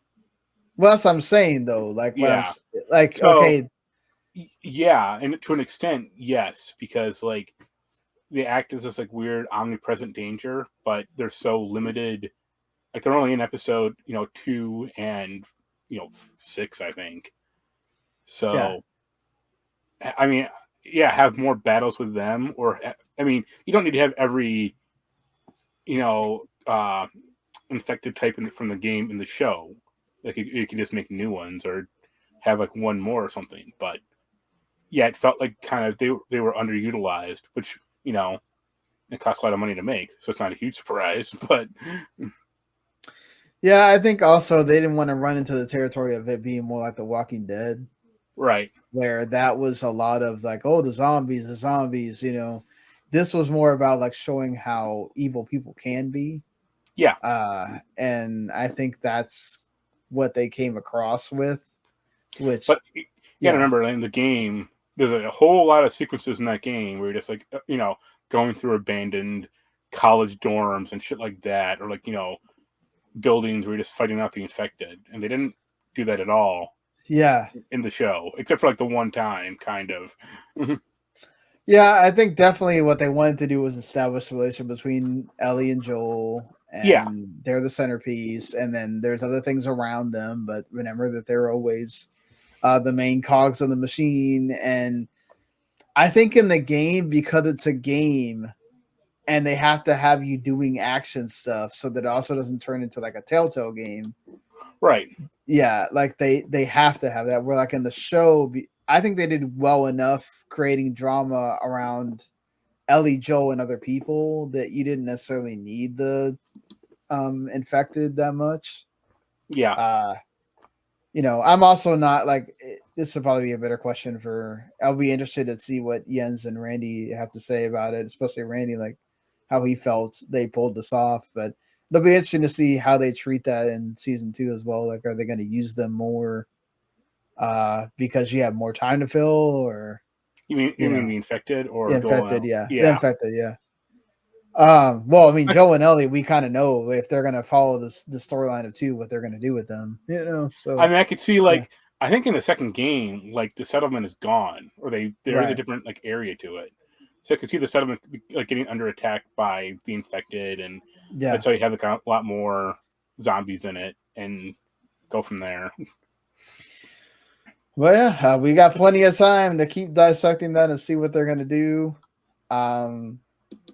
I don't want to focus back on the Mandalorian.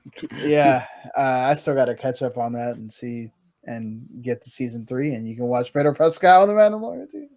But if you haven't caught up on it like I have, so considering I saw that apparently like the latest episode of Mandalorian didn't do too well in like ratings, and then also tying in this last thing that we're going to talk about involving Marvel, according to Hollywood Reporter, Victoria Alonso, who is, I think she's like head of production, and I can't remember. She like started from a very low position in Marvel, and then by the time we get to Ant-Man and the Wasp: Quantumania, she's now a much higher figure. Yeah. With Marvel, she's apparently been ousted or let go due to the underperforming of not just Ant-Man and the Wasp: Quantumania, but also the recent shows as well. And they really haven't given an exact reason, but that's what's being speculated. And Bob Iger apparently had a lot of things to say. So just to be clear, she got hired as the chief visual effects and post-production person. She co-produced Iron Man, the first one, and then also Iron Man 2, Thor and Captain America, the first one. And then now she was most recently the president of physical and post-production, visual effects, and animation production. That's a lot of production stuff. Yeah. So now, apparently Ant-Man and the Wasp did not so well to the point where it may not even surpass the second movie or the first movie in global gross. That's not hugely surprising, actually. I mean, that's not good. You're expecting that the third movie is going to do better than the other ones, especially with how much you've done on, all that. Right. So, yeah. So, I mean, did you see Ant-Man, the third one? No, I did not. I'm just waiting for that to come on Disney Plus. So. See, here's the thing. It's not a terrible movie, but it's not an Ant-Man movie. It's more akin to like Star Wars. Like you have like literally like all these alien people in it, and it's like this is fucking this isn't Ant-Man, it's Star Wars, and it has a real disconnect of like, why does any of this really matter? I mean, not only that, I think we gotta be honest. Like, none of the Ant-Mans were like these amazing like movies that like I'm really remembering from any of the. When I go through the movies that I remember from each of the, I don't know what they call them, the phases. Phases. Yeah, Ant-Man is not one of those movies. So. Ant-Man to me always felt like a very secondary character. Sure. But I mean, I think the first movies did well enough. I mean, obviously the box office, but I think Phase 4 really overstretched Marvel creatively and like commercially. Like, so you have TV shows, sure. You don't need to make 9 TV shows and have half of them suck, or 8 shows, and make movies, but you don't need to make 7 movies and have half of them be mediocre. Right. There was nothing that was like, oh my god, you need to go see this. It all kind of felt the same. The only one I would say is like that would be Spider-Man No Way Home. Yeah, but I put Spider-Man in a different thing because even though it's made with some of them, it's also a Sony thing, and like it's not just Marvel getting involved in that, but yeah, I agree with you. Spider-Man was still the best one. Yeah. And of the shows, WandaVision did obviously very well, but they can't make a sequel out of that. And Loki did well, and that's about it. I mean, I liked What If quite a bit, but Moonlight didn't do great. Miss Marvel did fine. I mean, they got the movie to do, and like, She-Hulk was a mess. I like She-Hulk, but I think apparently Miss Marvel was like one of the lowest rated things on there, and it was actually like the most critically, one of the most critically loved shows. Right. I mean, that's not honestly, that's not surprising considering the comic book fan demographic. But, right. Like I said, I think they just I think when they had, I think it was phase 3 or maybe even phase 2, and they had the 4 Netflix shows. And hey, Shang-Chi sucked, but Shang-Chi did not suck. Are you kidding? I love Shang-Chi. Not Shang-Chi, sorry. Iron Fist. Yeah. All right. Sorry, that's what I meant. That show sucked. But even that was, I think, better than some of these Marvel shows. And the way they rehabbed the character later on in that Defenders show was better. But I mean, like, Jessica Jones, Daredevil, even Luke Cage, they crush any of these shows except for WandaVision and Loki. Yeah, I agree. Multiverse of Madness, I actually really like. I like that. That's the thing. I like that one, and I actually did like Black Widow quite a bit. Yeah, Black Widow was the worst performing Marvel movie before this one. So Shang-Chi was fine, but it felt very like siloed off from Marvel or from everything else going on. But like I didn't particularly like Black Panther 2, and Thor 4 sucked. Thor 4 was And I mean, I didn't mind Eternals. They had a lot of problems. As a concept, it was fine. I don't know. But it went on for too long, and you talked about like Guardians of the Galaxy being like a C level team, like Eternals are like D level, or like who are all these people? I mean, I think that actually, if Guardians 3 doesn't do well, I think that is the big indicator of like where we are with Marvel fatigue and. Right. Well, I mean, if you Marvel fatigue, I mean, just look at Shazam 2 bombed hard. It may just be superhero movie fatigue. Yeah, like they've been putting these things out for like a decade and a half, and they can't all be billion-dollar hits. Well, I mean, Black Panther did, really well for the most part. I think it's like people have seen so many of these that they can sniff when it's really bad right away, and I think people are used to number one, it also costs more to go to a movie now. So with inflation and everything else, I think people being a lot more choosy about what you go to the movie for, number one. And number two, it really needs to be something that catches your eye for you to go to the movie.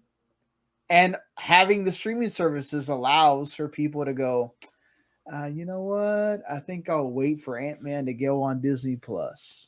Right. That doesn't look like I'll wait for Shazam 2 to go on HBO Max. Like, I'm not going to spend $50 to take 2 people or 3 people or whatever to the movie, or go with my friends, or unless we're all going to split the bill or whatever. Like, or if you have one of those like Radlich does, where he pays for the movie pass equivalent thing. Yeah, man, it's just a lot of combination of things. And like, if it sucks and reviews are saying it sucks, people are just not going to go see it anymore. Like, they're not going to go give it the benefit of the doubt. They're just going to be like, there's other stuff I could go see.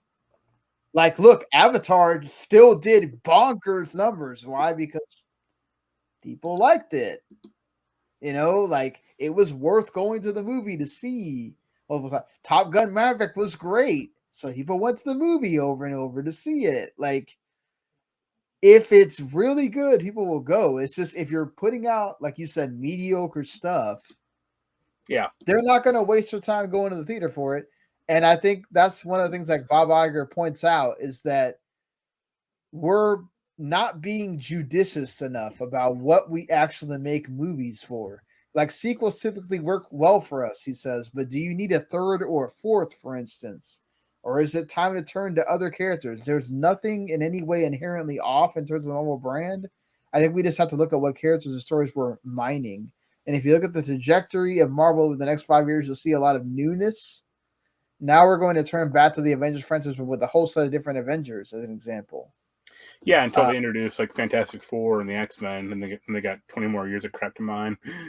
Well, yeah, but that's the thing. You had that in the bag, but you've got to make it work with these new characters, because if you don't, that's going to be a big problem. Like, you cannot keep. I mean, yeah, they're going to probably bring back the originals in some form for that Avengers thing, but you got to make that feel special.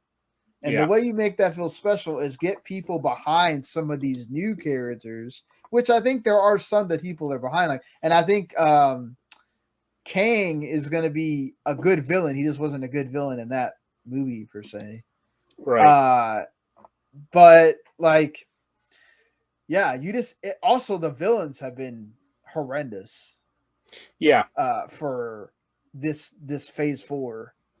I mean, the villains by and large haven't been like great in most of these Marvel movies, outside of Thanos, and so like, I guess that's maybe a little bit of stretch, but still, like, you haven't given people a feeling of like,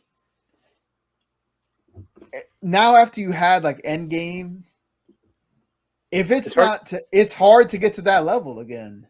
Yeah, well, it's hard to. It's hard. It's that's the problem with Kang in the Ant-Man is like, who cares about this quantum world crap? Like, people want to see Ant-Man in the real world, or with him with his Mexican friend and who wasn't even in the fucking movie, or stuff like that. Or like they had Ant-Man had like interesting characters. I think William Jackson Harper, he was like the telepath guy. He was great. But like, you're not going to see him in another movie, right? Or because it's like he exists in a completely different world. Like, who cares? Right. Yeah, I think it's probably diminishing returns to an extent, but it's hard. I think it's going to be a real hard challenge for them to like kind of build up Kang as this like huge omnipresent threat, at least for now. Yeah, and especially if you have him get killed in every movie. Yeah, that's not going to help either. Like, you gotta do something where he stands tall and puts fear in, like, gives a reason for the Avengers to come together again. Like, if you go, oh well, okay, now the Marvels beat him, and I don't know if he's going to be involved with the Guardians or not. Like, oh, the Guardians beat him, and then magically he's going to show up and be this thing we got to be scared of, right? When the Avengers come together. Like, it's not going to work like that. Like, yeah. And you got to do these in the movies, because I think you have the diehards watching the shows. I mean, you have a lot of people that skip the shows and just go to these movies. Yeah, I tapped out of the shows. Like, I didn't watch. I mean, there was 8 shows, and I didn't watch half of them. So, yeah, like, that's the thing. It's becoming a lot. Right? Like, when you literally have to have articles written about, oh, this is what you need to watch to know everything about the next movie, and it's like 10 things. It's like, yeah, you know what? I don't know. And like, even the shows are so, like, Miss Marvel will be important because they're making that Captain Marvel 2 movie. Right. But like, do you think Moon Knight is going to be a huge property going forward, or like a huge thing? I mean, that's the thing. Probably not. But that's more based on them doing that like team up thing eventually with them, like the Dark Avengers or whatever it is. I don't know. Yeah, Thunderbolt. Yeah, that. So, like, yeah, that's the thing. Is I think until we get to that, or if we're gonna have another season of Moon Knight, right? that's where you got to really do something. I liked Moonlight a lot, but it was like you said, it was very divisive. Like you didn't really like it, so I didn't watch it. So well, yeah, but like yeah, I know people that like either really loved it, like me and a couple of my friends at work, or people that like hated it. So that's the thing. We're getting a lot of divisive stuff instead of like a lot of Marvel stuff previously was, oh man, this is great. You got to watch it and like get all your friends to watch it. Like now it's like, I had my friend that went to that is a big Marvel fan. He enjoyed that Ant-Man and the Wasp, but then I'm like, nobody else is saying that they enjoy this movie. So I'm like, yeah, this is weird. Like we normally don't have that with Marvel stuff. So that's the thing, is like, that's not good for this going forward. You need to get more into the camp of this is becoming once again this critical thing that you need to watch, and it isn't that. Yeah, I guess Guardians will like you said, it will be the big test. I'm kind of curious, really, how Superman's going to do. 2 years on the line, or whenever they make that. But yeah, it's kind of a mess, but we'll see. I mean, I'll see Guardians. I'm going to see Shazam this week with my mom. So. Oh, you are? Okay. Yeah, I think the next thing I'm going to the theater for, if somebody doesn't say, okay, hey, let's go watch John Wick, is probably Mario movie. Yeah. That already I have plans, like, to go with friends or whatever. So, but yeah. But I think that's gonna be it for the show this week. Wow, we went a lot longer than we usually do. Sorry. But we had a lot of bigger topics to talk about here. So that being said, hopefully you did enjoy what you heard or watched, and you can hit subscribe wherever it is that you listen or watch. And remember, if you hit subscribe, follow, like, and all that on the YouTube channel, you get everything we do, which again, like the Riley's folks will be doing reviews of all these movies and everything that you can like watch that individually, as my dog is now upset because she's tired of waiting and wants to go to the bathroom. So really quick here, to, I guess, end the show here with what's coming out. Obviously, the big game on Friday, Resident Evil 4 remake. I know people are. I'm considering, if the code doesn't come in, to go pick that up because I'm excited. I enjoy what I played at the demo. It's been universal 10s and above for this game. I mean, it was already like that anyway, but the fact that the remake did nothing to dissuade people from giving it that says a lot. And I think for the most part, that is basically that's your big game that's coming.